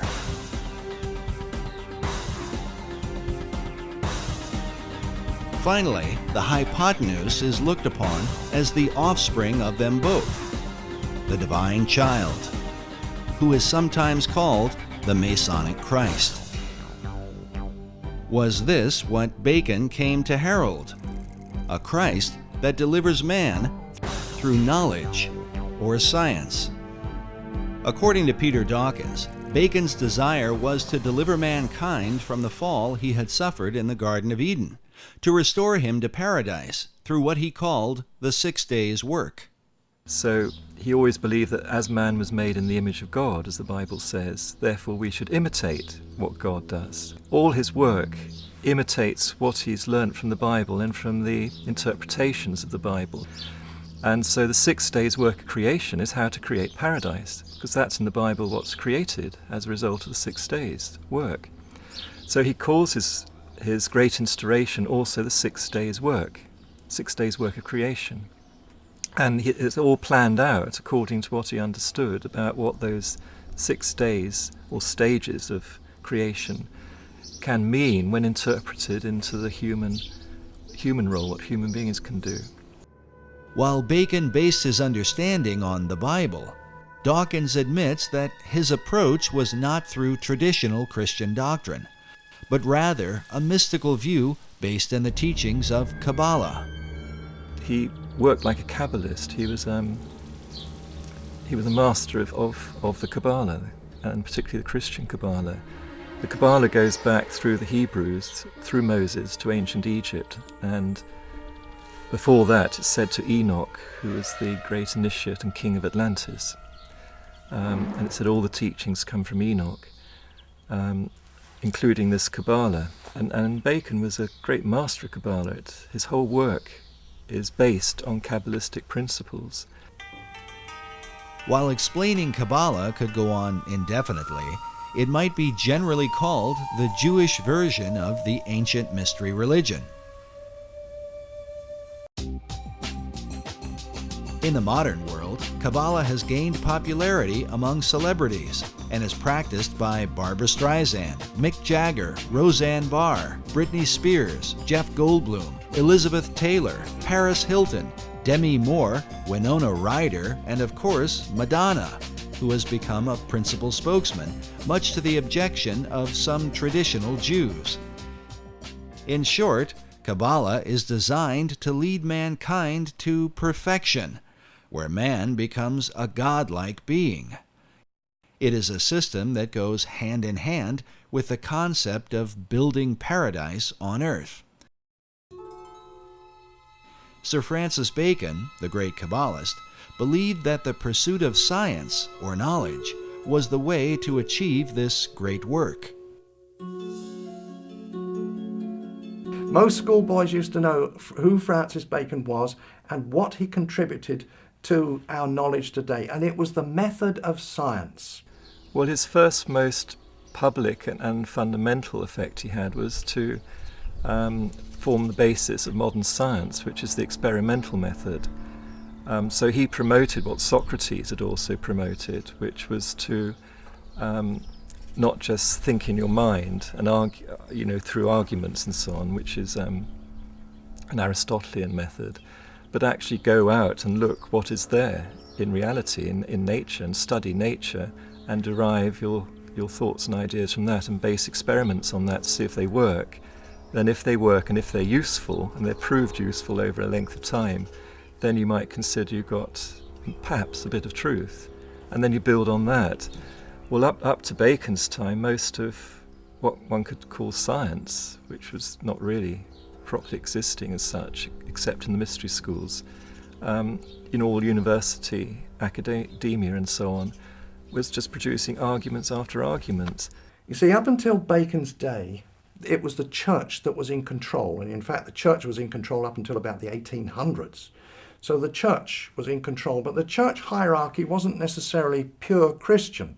There was a lot of people that were there because they could handle 3 or 4 languages and they had great intellect, but were they Christians? Real Christians? No, likely they were not. They knew their scripture, of course, but they were operating by the world system, and so the world system corrupted them. This corruption extended to their powers of discernment. While the Bible teaches that men should prove all things, many church academics in the Middle Ages trusted in an unsound method of deductive reasoning, based upon a faulty understanding of the Scriptures. And typically it would go this way, to give an example. They would take from the book of Acts where it says, and the gospel was preached to the whole world. That's one statement. Now the common statement that goes with that is, but the disciples and the apostles never went to the whole world. And therefore you could deduce from those two statements that, well, there were no people on the other side of the world to preach to. You see, well, obviously were, because the explorers found there were people in Australia and Tasmania. Years later they found that. So there were other people on the other side of the world. So you see, they got the wrong deduction using that method of deduction. And that's what Francis Bacon pointed out. He said there's so much nonsense. And so Bacon set out to establish a scientific method, one by which mankind might achieve all knowledge. Through this method, Bacon sought to bring forth a light that would eventually disclose and bring into sight all that is most hidden and secret in the universe. But first, he would have to find a way to overcome the stubborn traditions employed by the academics of his day, who would rather debate than examine. Bacon gives a great example in exasperation when he was at university. He saw that there were professors and students spent 3 or 4 years debating how many teeth a horse has. Nobody went out to actually count them, They just wasted all that time debating how many teeth a horse has. So he saw that as fruitless, wasn't producing anything good or useful, and humanity just was not evolving, and there's so many people in poverty and sickness. So he wanted to relieve that poverty and sickness and get us towards a future paradise, a world paradise, not just for the England, but for the world. So he really started the whole principles of modern science, which is this experimental method. And then he had a formula to start with the basics, the physical world, which is physics, physical laws, and then work upwards towards metaphysics and so on. He couldn't talk too openly when it got to metaphysics because it landed him in trouble with the religions of the time, who were at war with each other. So he had to do that in a more careful way, more veiled way. But right about it he did.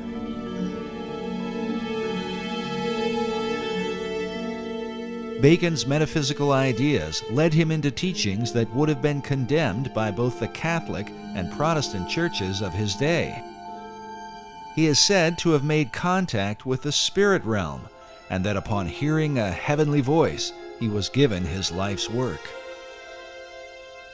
To protect himself, he kept his practices veiled within secret societies, in particular the ancient Brotherhood of the Rose and Cross.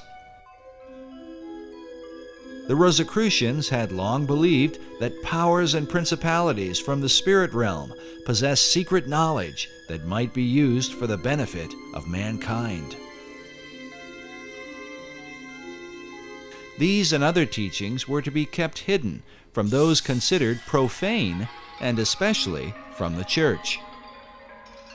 The Rosicrucians had to be a secret society. Their object was to discover God's truths after him.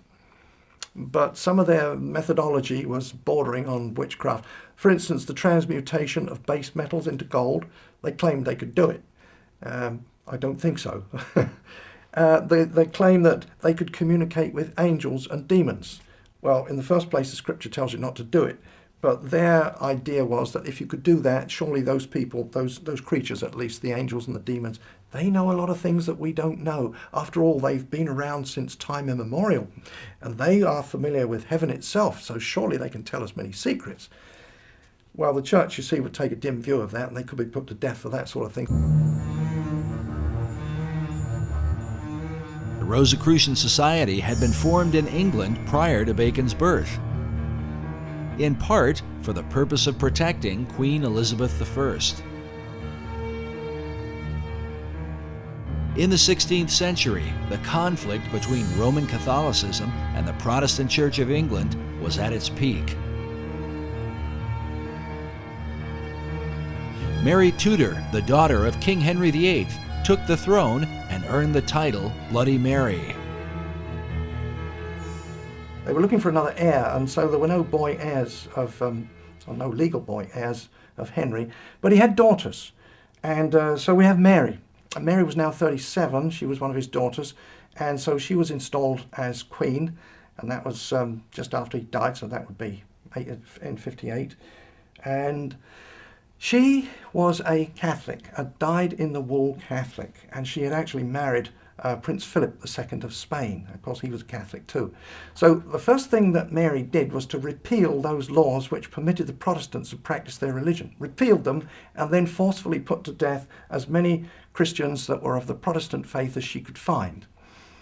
Within the confines of the data that we have, she put to death 300, so there was 300 martyrs there that we know about in the short 6-year reign that she had. No one was safe from Mary's wrath against the so-called Protestant heretics, not even her own sister. Elizabeth Tudor was also the daughter of King Henry VIII, with his second wife, Anne Boleyn, whom Henry had married after divorcing Catherine of Aragon, the mother of Queen Mary. When she was installed as queen, she put her sister, Elizabeth I, in jail, because she was suspected of being a Protestant, so she went to the Tower of London. While imprisoned in the Tower, Elizabeth formed a friendship with a mysterious member of the court, a mathematician and mystic named Dr. John Dee. He was known in the early Elizabethan days as the real wise man, the magus, and he was into a lot of esoteric study. He was certainly an initiate of the wisdom traditions. Dr. John Dee was one of the foremost geniuses of his day. John Dee was 34 years older than Francis Bacon. And John Dee was a mathematician, lived in London. He was a mathematician and astrologer to Queen Mary, Tudor. That's Bloody Mary. While Dee began in Mary's service, he soon fell out of favor because of his bizarre experiments, and some say his friendship with Elizabeth. In any case, Dee was imprisoned under suspicion of sorcery, an accusation that would follow him throughout his life, and one that seems not unfounded, considering his system of magic is still practiced by many occultists to this day. One thing that he is most noted for today among occultists is that he and a fellow named Edward Kelly, who was a medium, did magical invocations related to the Book of Enoch to produce an entire, what today is called a Enochian system of magic.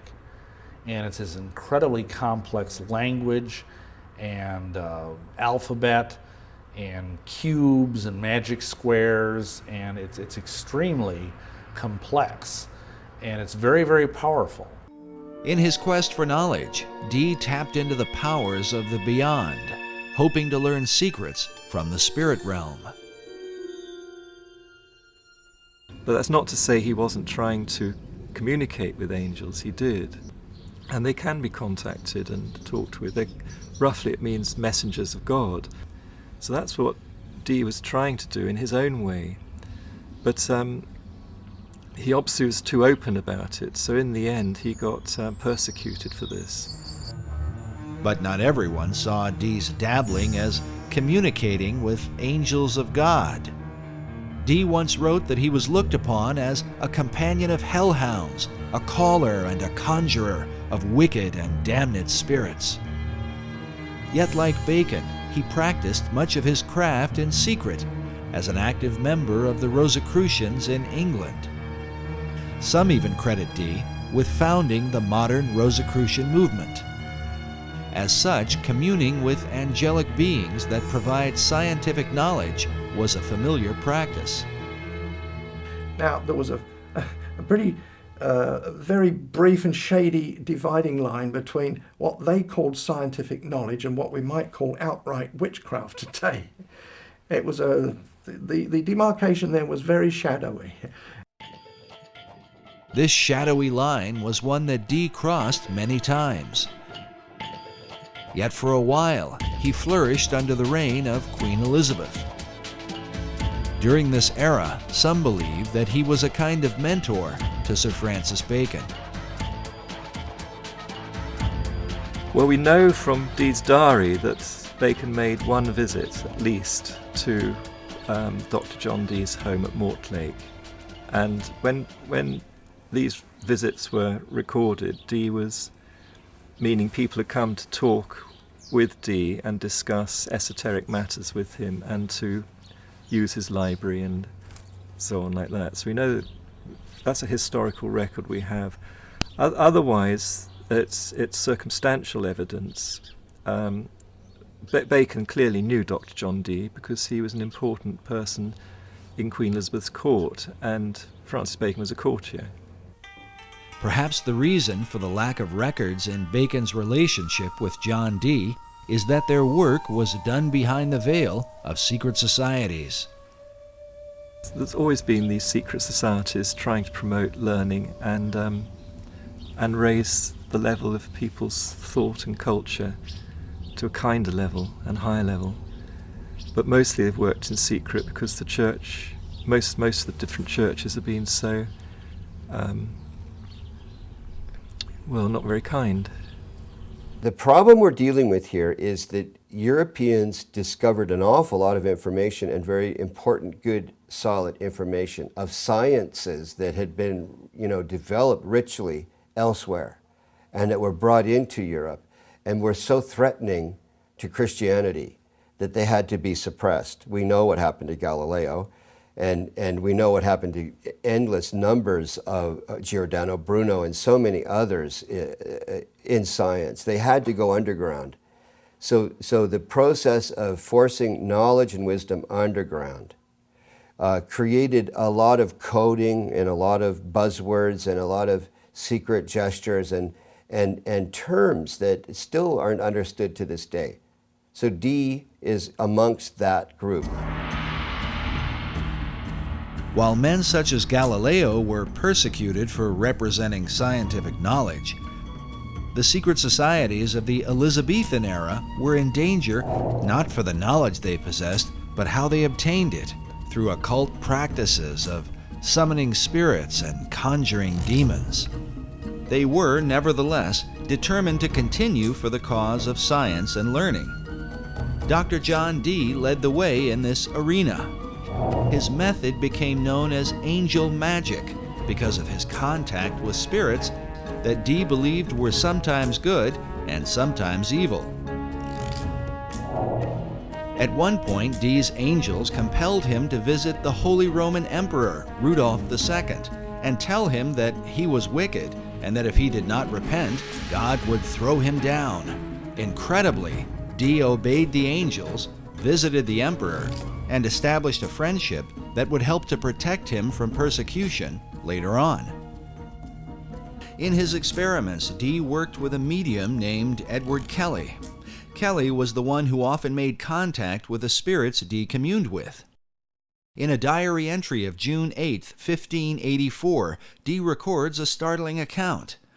He claims that Kelly was greatly troubled when the angels tried to persuade him that Jesus was not God, and that no prayers ought to be made to him. They further claimed that sin did not really exist, and that man's soul simply moves from one body to another, in what sounds like reincarnation. Upon hearing this, Kelly was apparently distraught, and believed they had contacted evil spirits. Nevertheless, the angels provided Dr. Dee with gifts of knowledge.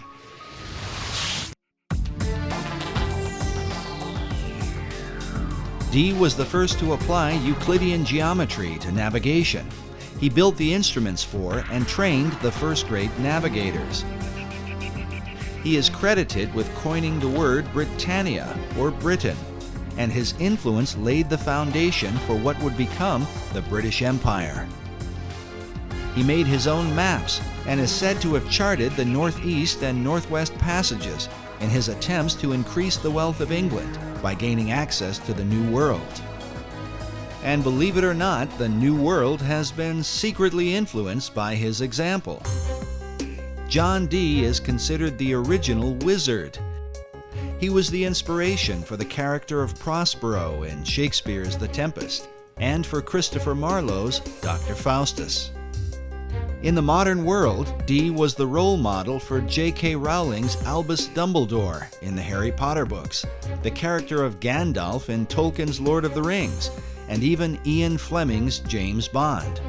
Few people know that John Dee was the original Agent 007 in Her Majesty's Secret Service. Ian Fleming got the idea for his designation 007 for James Bond from the fact that that was how John Dee would sign his correspondence when he was overseas working as a spy for Queen Elizabeth. He would always sign his name 007. And that's where the concept came in for James Bond. Because James Bond was originally intended to be kind of a modern day Dr. John Dee, although it never really developed that way.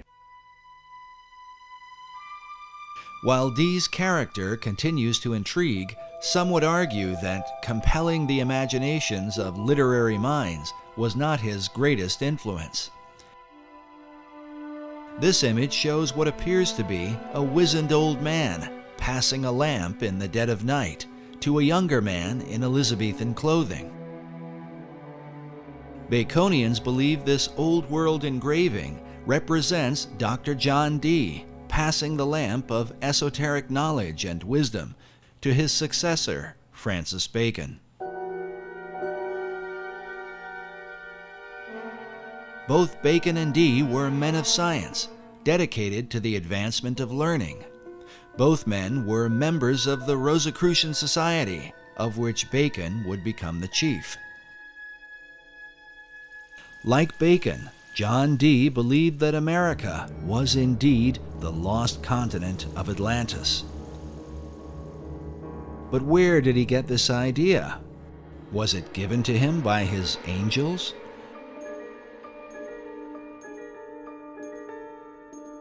And did he pass this concept on to Francis Bacon? We can only speculate. But when Queen Elizabeth took the throne, the dream of colonizing this new Atlantis would come closer to being a reality. When Bloody Mary, as she was called, this was Mary Tudor, who had been now on the throne and persecuting the Christians, and she died, perhaps ironically, with a false pregnancy. And so when she died in 1558, then after that, Elizabeth I came in as queen. And so there were questions of what day should be chosen for Elizabeth's coronation. The coronation of a new ruler was an important event, the timing of which, it was believed, could determine the success or failure of a monarch's reign. To ensure her good fortune, Elizabeth called upon her old friend, Dr. John Dee. He was the Queen's astrologer too. He computed the date for her to be crowned. Astrology in those days didn't mean necessarily what we understand it to mean today. There were some odd things about it, but there was a study of the stars, that we would call today astronomy. So they had to know about the movements of the stars and the planets, and they were pretty knowledgeable about that. So it was a strange mixture of astrology and astronomy. So that's what he was doing.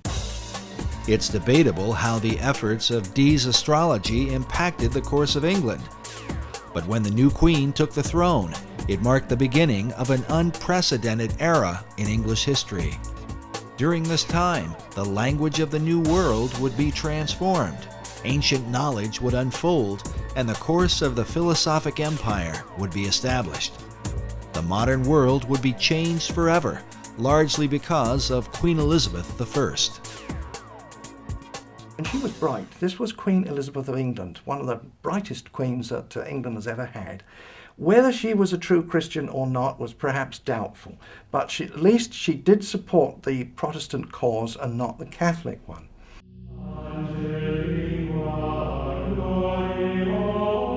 The Queen's Protestant faith made her immediate enemies in Rome.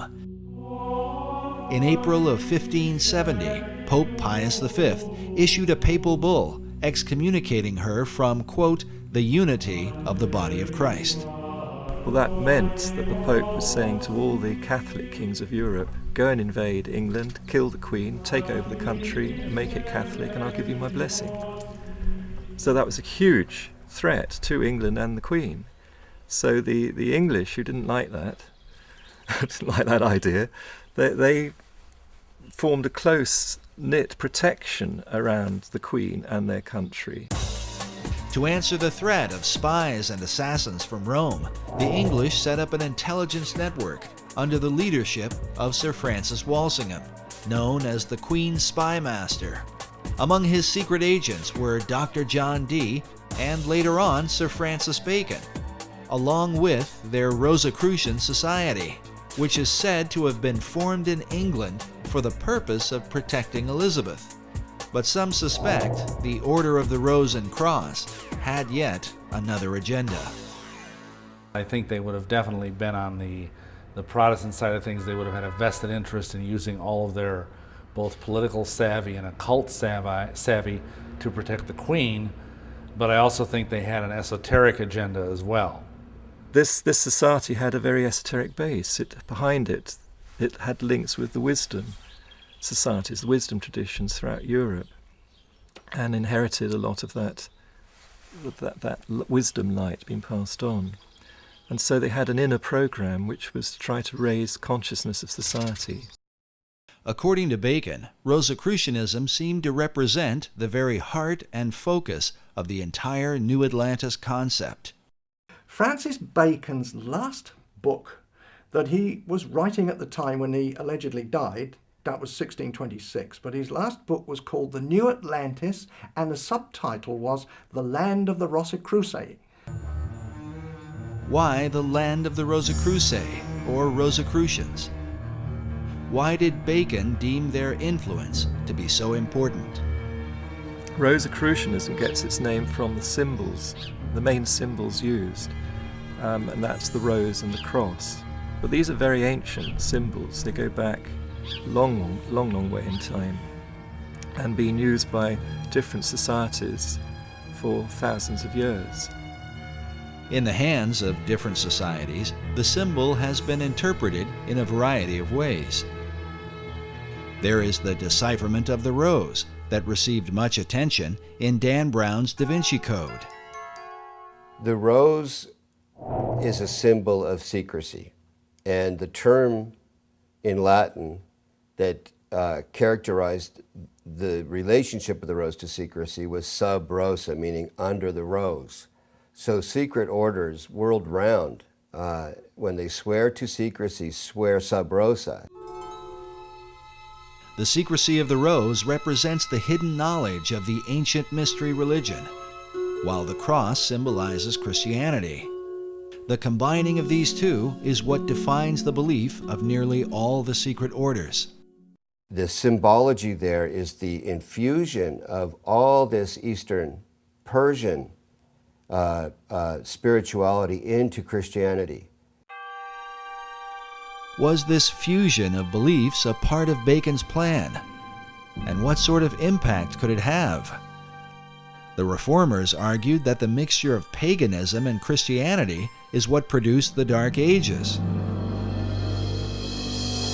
Would Bacon's program of the Rose and Cross be a blessing or a curse? And how would this whole thing be carried out?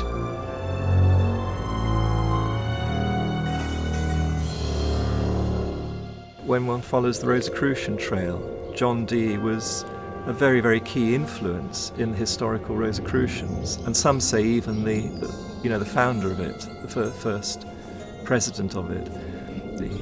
But at some point, the presidency was given over to Francis Bacon, and he was in charge of the Rosicrucians, not just in England, but it spread right through Europe,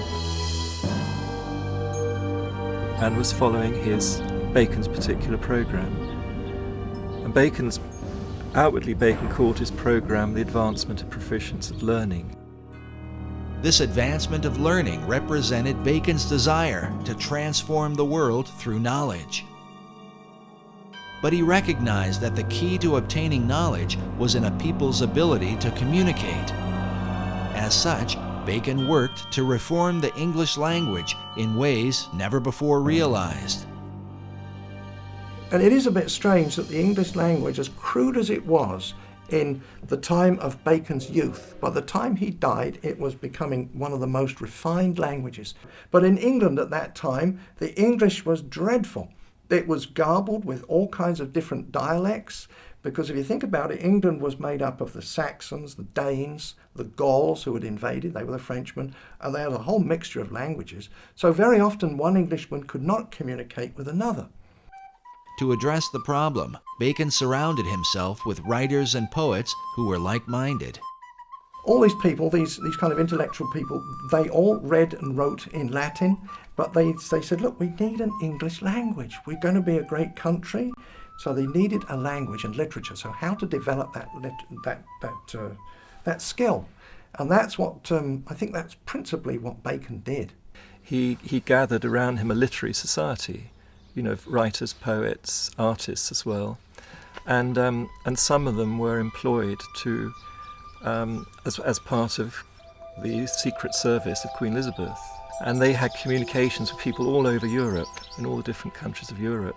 And from their letters, they derived the roots of new English words, which they invented and put out. These new words were put out through a variety of literary works, books and poems and plays of the theater. Bacon's circle of writers and poets were largely responsible for the explosion of English literature during the Elizabethan era. They included such notable authors as Ben Jonson, Christopher Marlowe, Sir Walter Raleigh, and Edmund Spenser, to name a few. In addition, Bacon was dedicated to bringing the sacred knowledge of the ancient world to English-speaking people, knowledge otherwise kept hidden by the barriers of language. When he died, and subsequent to that, they've culled together at least 2,000 books. Not books that he wrote, because obviously one man couldn't write that number, but he had what he called a scriptorium.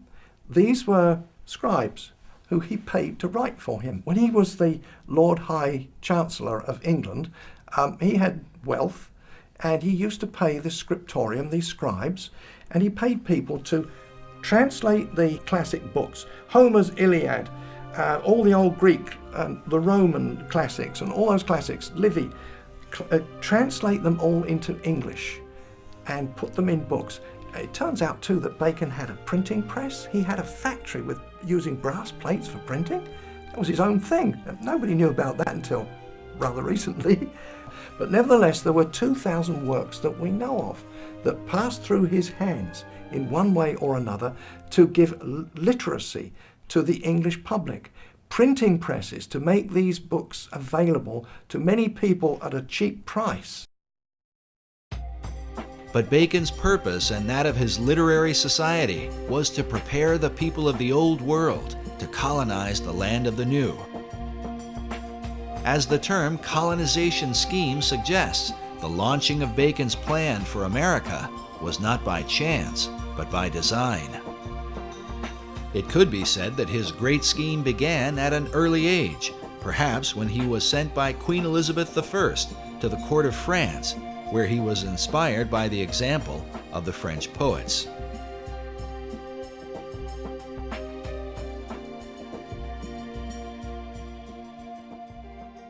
Another major influence, he obviously was inspired in France by the French Pleiades, the group of French poets who were deliberately trying to make the French language into a really good language, particularly for poetry and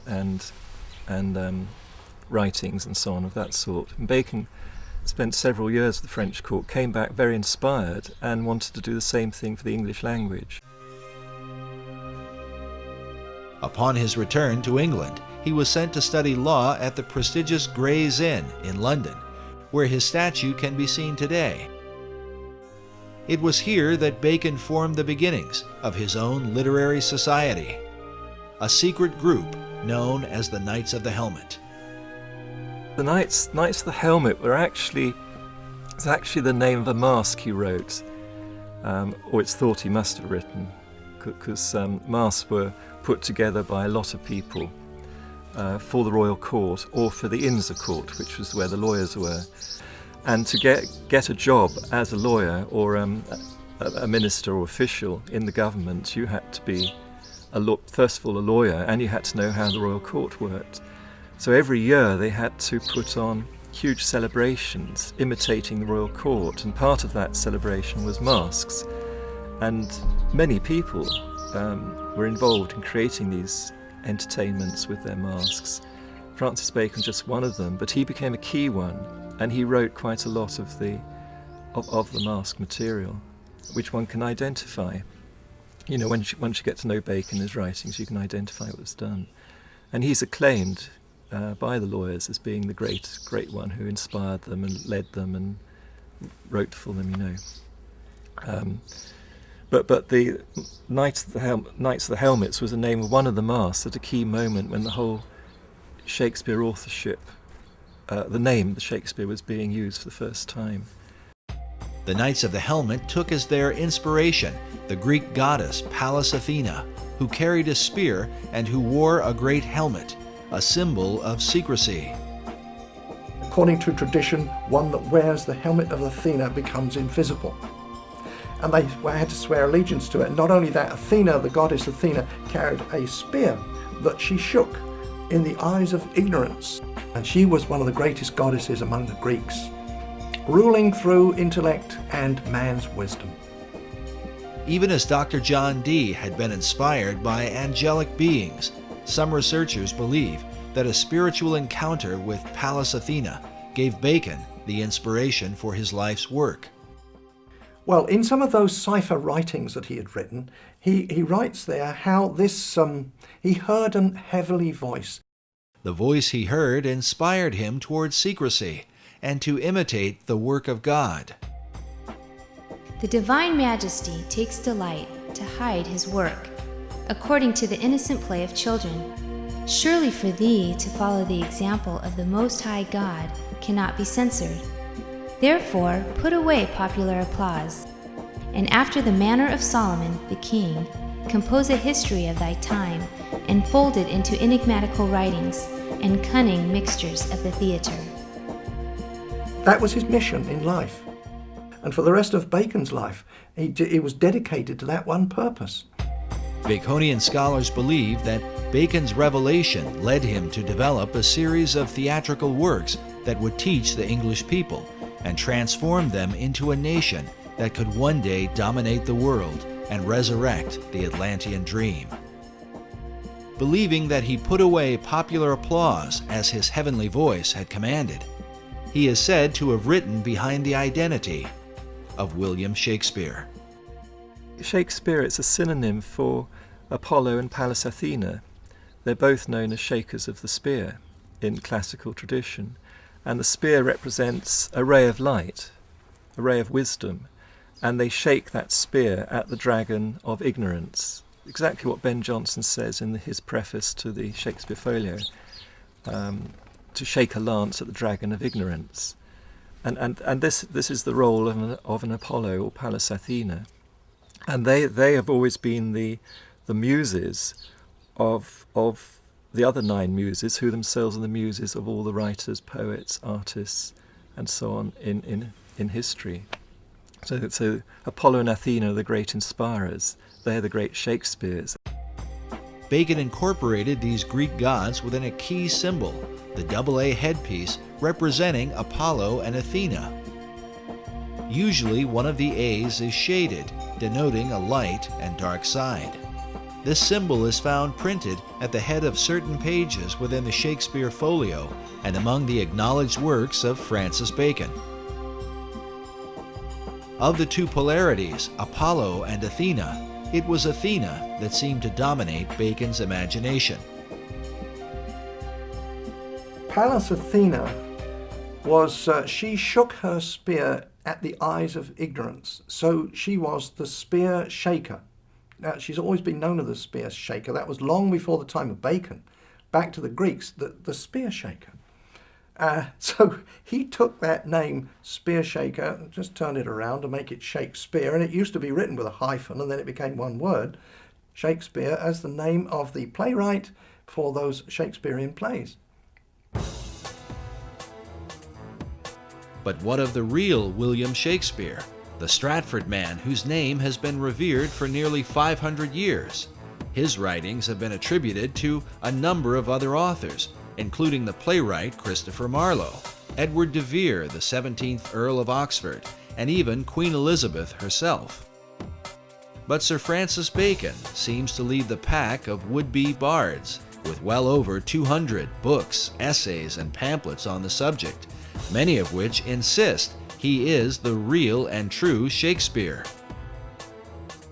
Meanwhile, Baconian scholars argue that the Stratford man simply lacked the experience and education to have written the works that bear his name. There is a mystery, because when you look at the plays, everything that's in them and what lies behind them in terms of experience, knowledge, and so on like that's expressed through the plays, and the philosophy in the plays, and so on like that, they do not match up with what we know of the life of the actor. In fact, the life of the actor is quite well known.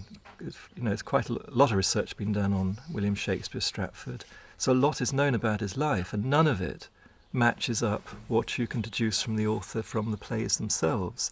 In fact, the more we find out about the life of the actor, the worse it gets. Here you have a guy who is barely literate enough to make a mark, much less write his name.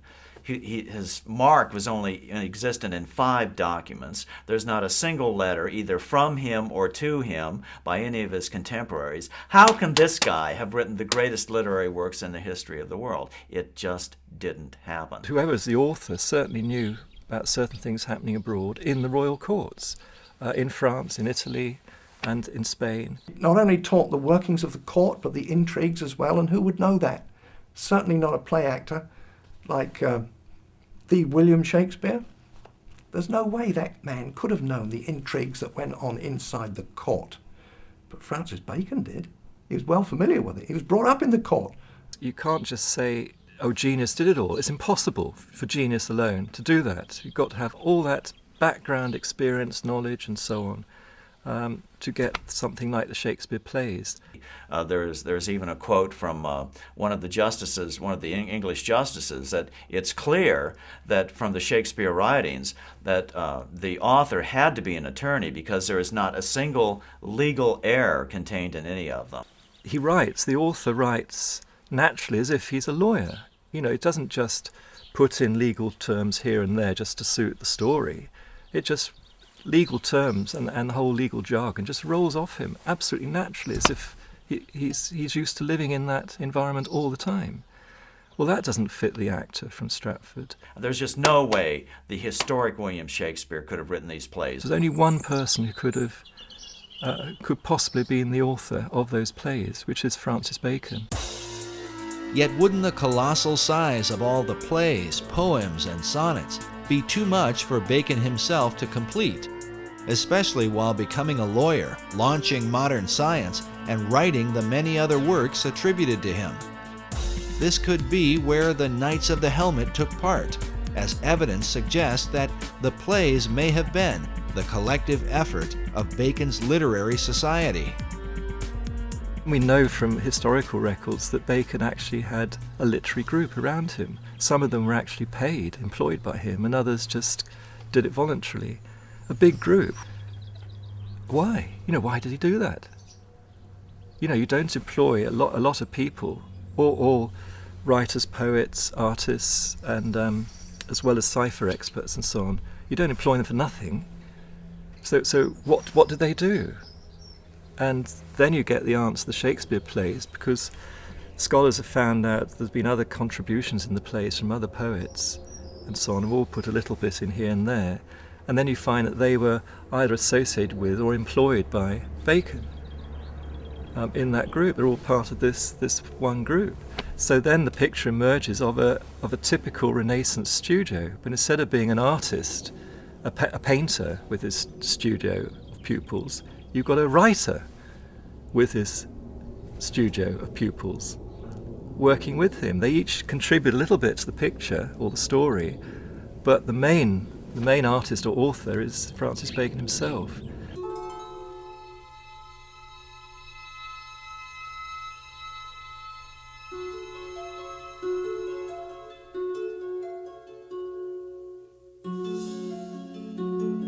But in the town of Stratford-upon-Avon, people come from all over the world to view the birthplace of the man considered to be the greatest literary mind of all time.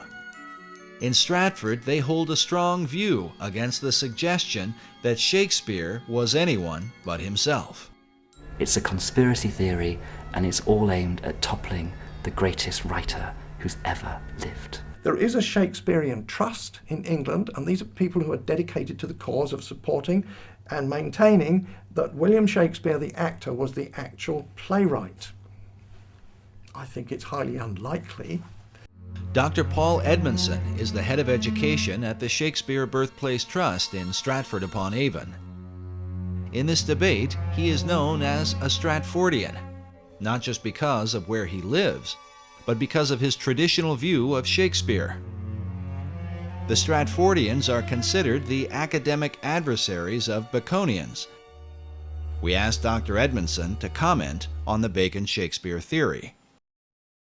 It first occurred in 1785. A vicar just outside Stratford got to the age of 80, and then there's some report of him burning the papers that he'd been working on, as if in his later years he just kind of renounced any theory that he had about Bacon. It was taken up in 1856 by, what a surprise, Delia Bacon, no descendant, but she wanted to prove that Bacon wrote the plays. She even went as far as having herself locked in Holy Trinity Church to dig up the grave of Shakespeare, convinced that some manuscripts would have been inside the grave saying, "I did not write the plays, it was Bacon instead."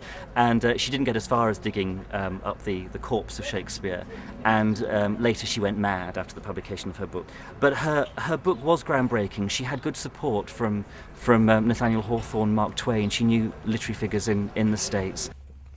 Mark Twain was certainly convinced that the historic William Shakespeare did not write the Shakespeare plays.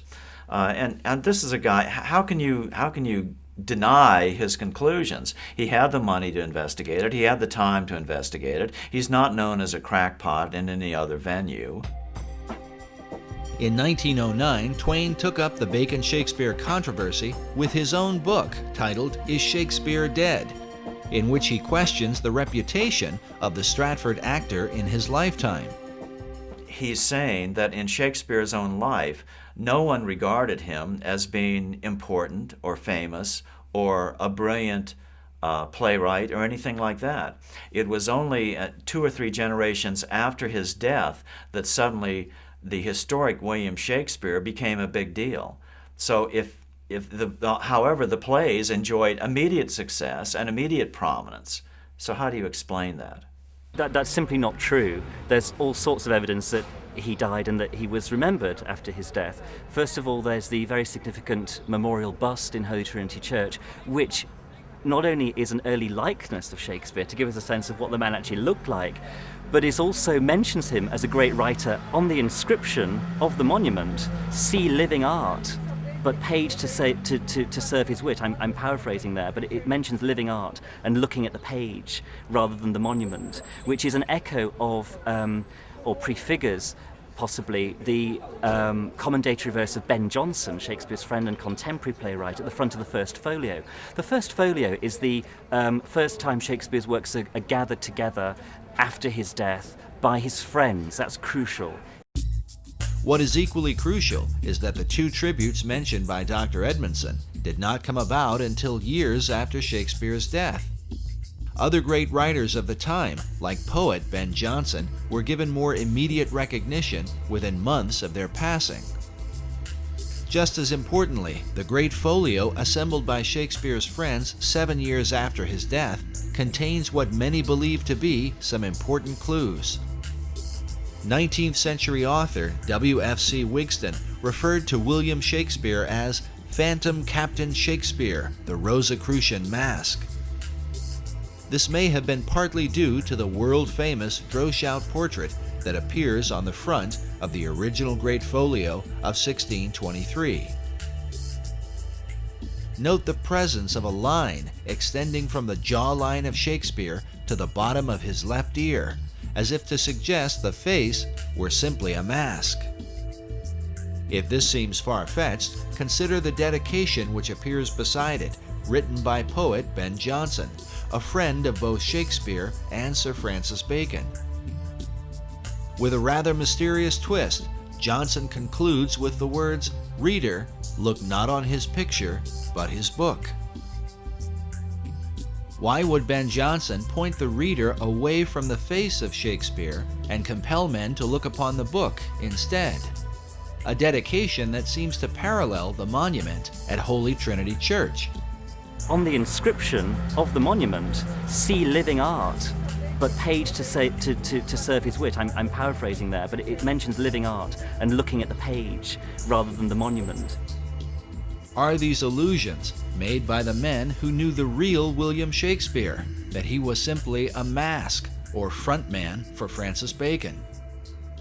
Bacon paid him off to go and keep his mouth shut. The monument at Holy Trinity Church refers to the page that serves Shakespeare's wit. But when one looks upon the page beneath his hand, it turns out to be blank. Some Baconians believe this is a secret code, alerting the reader that the Stratford man himself wrote nothing. The empty page is said to match the empty expression on the face of Shakespeare, who Baconians argue could barely write his name. It's actually a big embarrassment to, you could say, the academic fraternity that believed the actor wrote the plays. The question of Shakespeare's literacy is often mentioned because of the few known signatures he left behind. As one writer puts it, the scrawling, uncertain method of their execution stamps Shakespeare as unfamiliar with the use of a pen. Perhaps a modern equivalent of this is to say, how good is your signature on your credit card? How good is your signature when you sign your name in a shop or on a bank transaction or whatever? There are several signatures which survive of Shakespeare. How good would you like them to be? While Baconians argue that Shakespeare lacked experience, Edmondson points out that, as the son of a glove maker, he was uniquely qualified. There's lots of references to different kinds of leather. For example, Feste's line in Act 3, Scene 1 of Twelfth Night about someone's wit being like a cheverel glove. Cheverel, as the son of a glove maker, Shakespeare would have known, is a kind of kid skin which stretches and stretches and stretches when you're making the gloves. It's a very soft, supple material to work with. And here you have it immersed in the wordplay of one of Shakespeare's clowns. Francis Bacon knew nothing about different kinds of leather, I would suggest. Actually, you could turn this whole thing on its head and say that Shakespeare wrote Bacon, which is something that a lot of people don't suggest, because why bother to do it that way around? One of the problems is the Shakespearean trust is that while these objections come up to William Shakespeare being the author of the plays, they refuse to investigate the contrary evidence which has been put forward to them. They refuse to look into it. They refuse to look into the cipher codes that Bacon incorporated in the first folios, for instance. Bacon uses this cipher in the Shakespeare work and his own, and in the work under his own name. But he also, in doing that, signs his name and the name of the Rosicrucian fraternity. This code system of writing he used all his entire life. The examination of the cipher codes in Shakespeare's plays have filled hundreds of books and essays over the last few centuries. But perhaps the most specific evidence are the presence of Baconian and Rosicrucian emblems in the Great Folio of 1623 and in earlier works by Shakespeare. Bacon's light A and dark A symbol appears, representing the two Shakespeares, Apollo and Athena. Meanwhile, this Rosicrucian emblem, featuring the god Pan, is found prominently throughout the work. Other mystical headpieces with Rosicrucian symbolism are found both in the Shakespeare Folio of 1623 and in works openly published by Sir Francis Bacon. The varied symbols and ciphers clearly mark the presence of Bacon and his Rosicrucian fraternity, while to what extent they were involved in the writing of the plays remains a matter of debate. But perhaps the most compelling evidence is that the works of Shakespeare helped to accomplish exactly what Bacon and his Knights of the Helmet set out to achieve. While the numbers vary, the plays are said to have developed some 20,000 words for the English language, with some words being created, older words being revived, and current words being used in new ways. Could the actor from Stratford, with a limited education, have accomplished this coincidentally? The Shakespeare controversy was illustrated quite clearly by Masonic author Manly P. Hall in his book, The Secret Teachings of All Ages, where he reveals the veiled purpose behind the writing of the plays. He says, Sir Francis Bacon, the Rosicrucian initiate, wrote into the Shakespearean plays the secret teachings of the fraternity of the Rose and Cross, and the true rituals of the Masonic order. The Bacon-Shakespeare controversy involves the most profound aspects of science, religion, and ethics. He who solves its mystery may yet find therein the key to the supposedly lost wisdom of antiquity. The lost wisdom that Hall refers to is said to have begun in ancient Atlantis.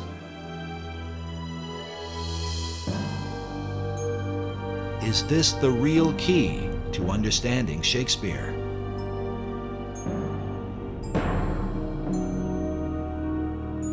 Incredibly, it may be said that the plays themselves represent the whole confusion of America's foundation. For while Shakespeare contains a clear representation of Christianity, with some 1,200 biblical references, along with them are plays with openly pagan and magical themes. Like the symbol of the Rose and Cross, the plays combine the teachings of Christianity with the wisdom of the mystery religion.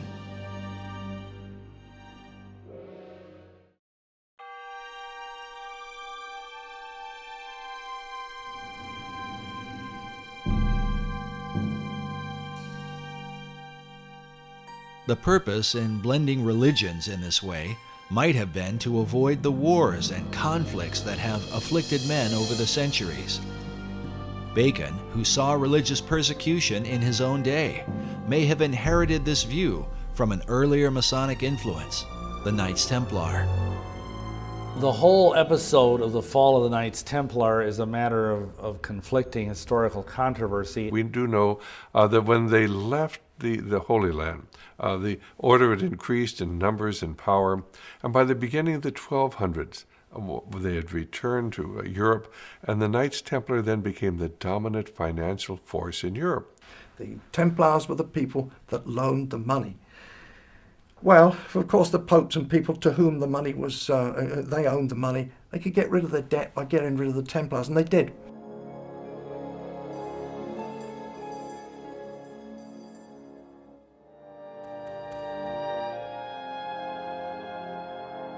But in addition to the issue of debt, the Templars were accused for embracing certain religious doctrines they had picked up during their time in the Holy Land. It is said they began to combine the teachings of Christianity with the influence of Islam and Judaism, as well as spin-off cults known as the Yazidi and the Hashashin. What people did not understand is they had adopted the teachings of the ancient esoteric religions. And they were decreed by the Pope in 1308 in Europe and 1309 in England that the Templars should be disbanded, if not hunted down and killed. Many Templars were tortured under the Inquisition and even burned at the stake for heresy. But some of them escaped. And a lot of them, I think, went underground, because by no means did the dragnet, if you will, capture all of them. A lot of them fled to Scotland. They had to go into hiding. And one of the places they found to hide was the Masonic Lodge. There's no question but that the Knights Templar are the real fulcrum of the latter development of Freemasonry. And that's not saying that Freemasonry did not pre-exist the Knights Templar. It did. As the builders, as guilds of builders throughout Europe. It is from the influence of the Knights Templar that many believe Masonry began to develop its modern philosophy.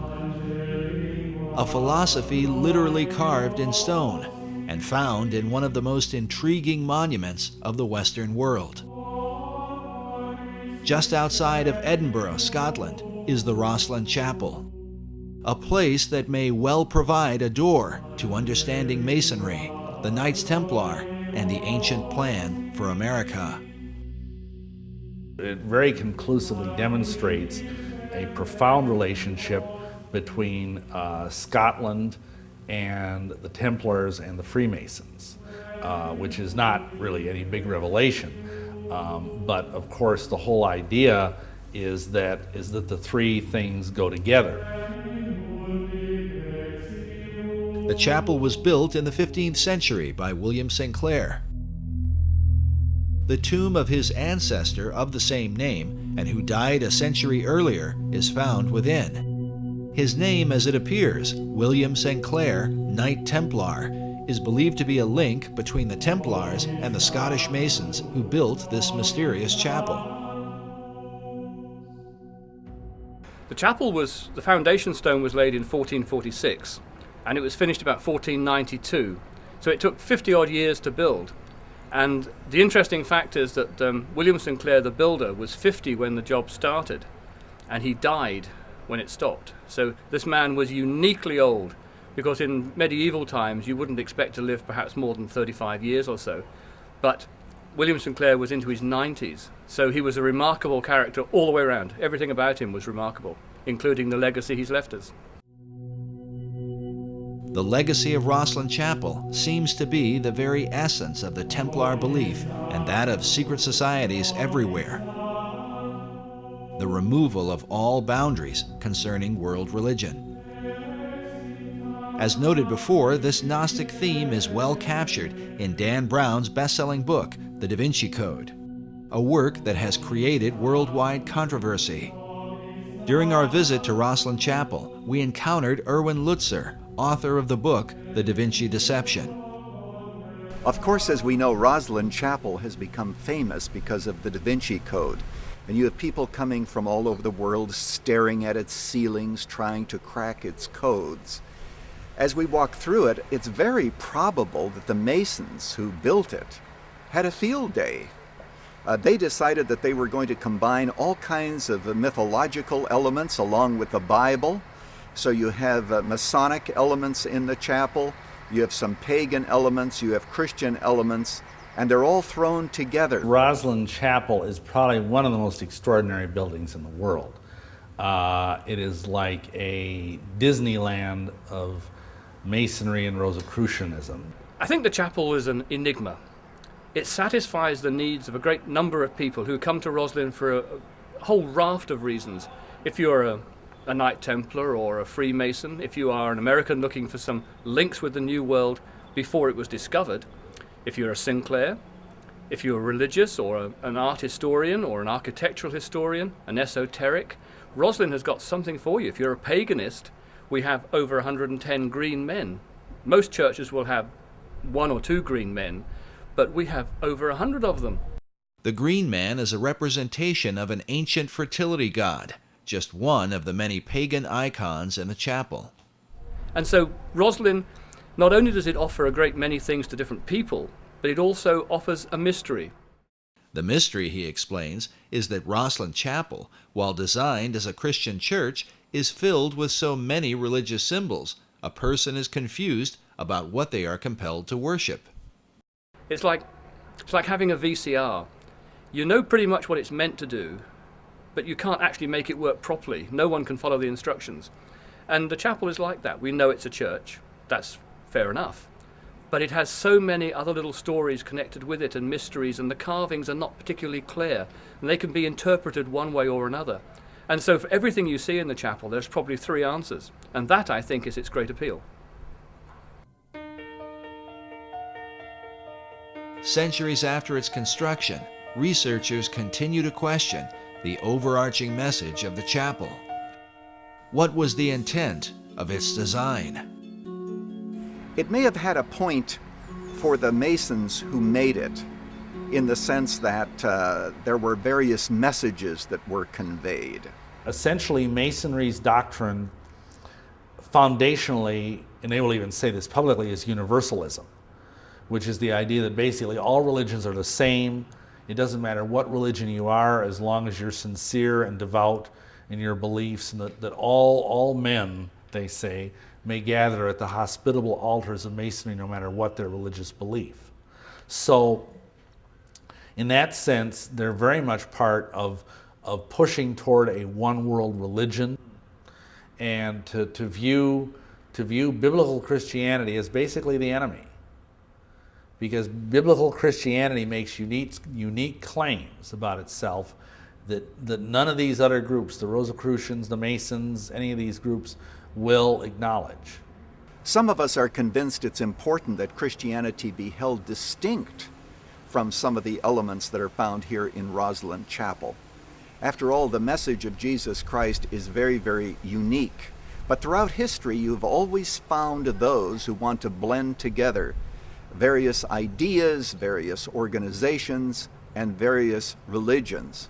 And here at the Rosslyn Chapel, people can come and they can practically see anything that they want. But within the monument is evidence, not only of what the Templars and Masons came to believe, but perhaps a reflection of things to come. The promise of a land where one day their ancient hope might be fulfilled. For inside Rosslyn Chapel, along with the haunting imagery, is evidence of the New World prior to the discovery of Columbus. Well, there is this window which is decorated. The window frame is decorated with Indian corn or maize, and the chapel was built in the 15th century.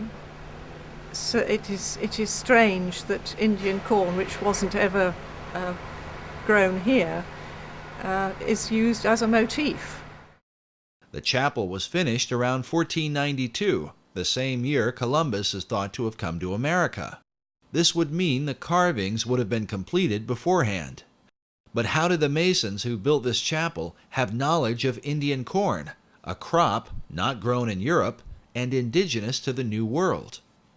Who knows? There are lots of mysteries about this chapel. Another mystery is the presence of Aloe cactus plants, also indigenous to America, and like the Indian corn, carved along the arches of the chapel. But even with these, academics have been skeptical. Yet a third carving, a trefoil plant, or type of clover, is said by Rosslyn Chapel director Stuart Beattie to have convinced one skeptic in particular. The trefoil plant is quite interesting. Rosslyn Chapel does have carvings of plants that we believe came from the New World before Columbus discovered America. We've had these plants investigated, and a botanist from the university had a good look at them, and he wasn't particularly convinced, as academics need to be. He wasn't 100% sure that these plants were in fact Aloe cactus and sweet corn. And I think his logic was that the people who went to the New World and recorded these images on parchment brought those images back. They would have been translated to wood and then subsequently translated to stone. And it's that process which removes them from the original 2 or 3 times, which means that there are discrepancies that can build in. And so, being an academic, he was uncomfortable with these images. And when looking around the chapel, he suddenly, his eyes lit up, and he came and got me, and he said, whilst I was fairly unsure about the sweet corn and Aloe cactus as being honestly genuine, I have found a trefoil plant on what would have been the outside of the chapel at the time, but is now the baptistry, that would only have been found in the New World. Therefore, I am much more comfortable to say that the other plants are also honest and true.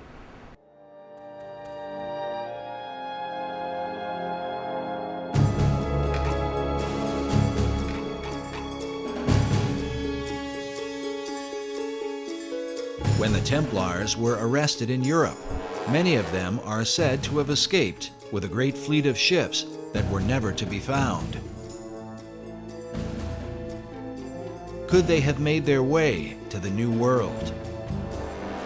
If so, they could have handed down this knowledge through secret societies to men like Francis Bacon, and before him, Christopher Columbus.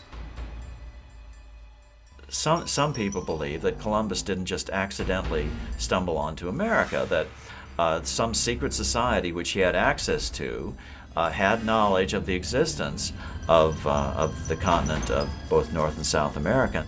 Was Christopher Columbus a member of a secret order? Some researchers point to this painting that depicts Columbus with his left hand in a Kabbalistic gesture, denoting the left-hand path of the initiate, meaning the path of darkness or secrecy. In addition, the ships of Columbus sailed to the New World adorned with red crosses on a white background, the symbol of the Knights Templar. Columbus's wife was the daughter of a famous Knights Templar line that passed along what are called portolands and cartographs that Columbus had direct access to. And we know that he robbed the Portuguese and brought all of those portolands to Isabella and Ferdinand. What I'm suggesting is that people knew about this new Atlantis. They knew at the time of Columbus and before the time of Columbus. But did the secret societies involved view the New World as Atlantis of old? And if so, from where did they develop this idea?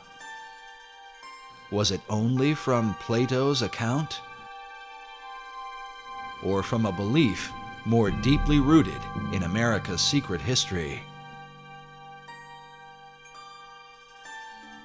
In his groundbreaking book, America BC, Harvard professor Barry Fell reveals the presence of ancient Europeans in New England and the American Midwest as far back as 800 BC.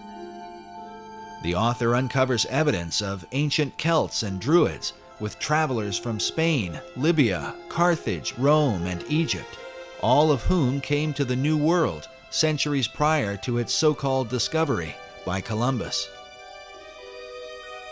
His research exposes that the all-seeing eye was present in places like Vermont and New Hampshire long before the new order of the ages was declared. Does this stand as proof that America was indeed known by the ancients, and that its destiny has been the plan of secret societies from long ago? Sir Francis Bacon believed it was his mission to reform the world in preparation for building paradise on earth, to lead mankind into a new age. And Bacon himself called himself the herald of the new age, which is the title of Elijah. And in tradition, Elijah is said to come again and again to prepare people for the coming of the Messiah, or coming of the Christ, which has many different interpretations. As shown before, the Masonic Christ is perceived as the hypotenuse in the 47th proposition of Euclid. This rare Pythagorean symbol is found among the Masonic regalia of the 4th Earl of Rosslyn, whose family owns the Rosslyn Chapel. Oddly enough, this same emblem forms the heart of the design for Washington, D.C., known as the L'Enfant Triangle.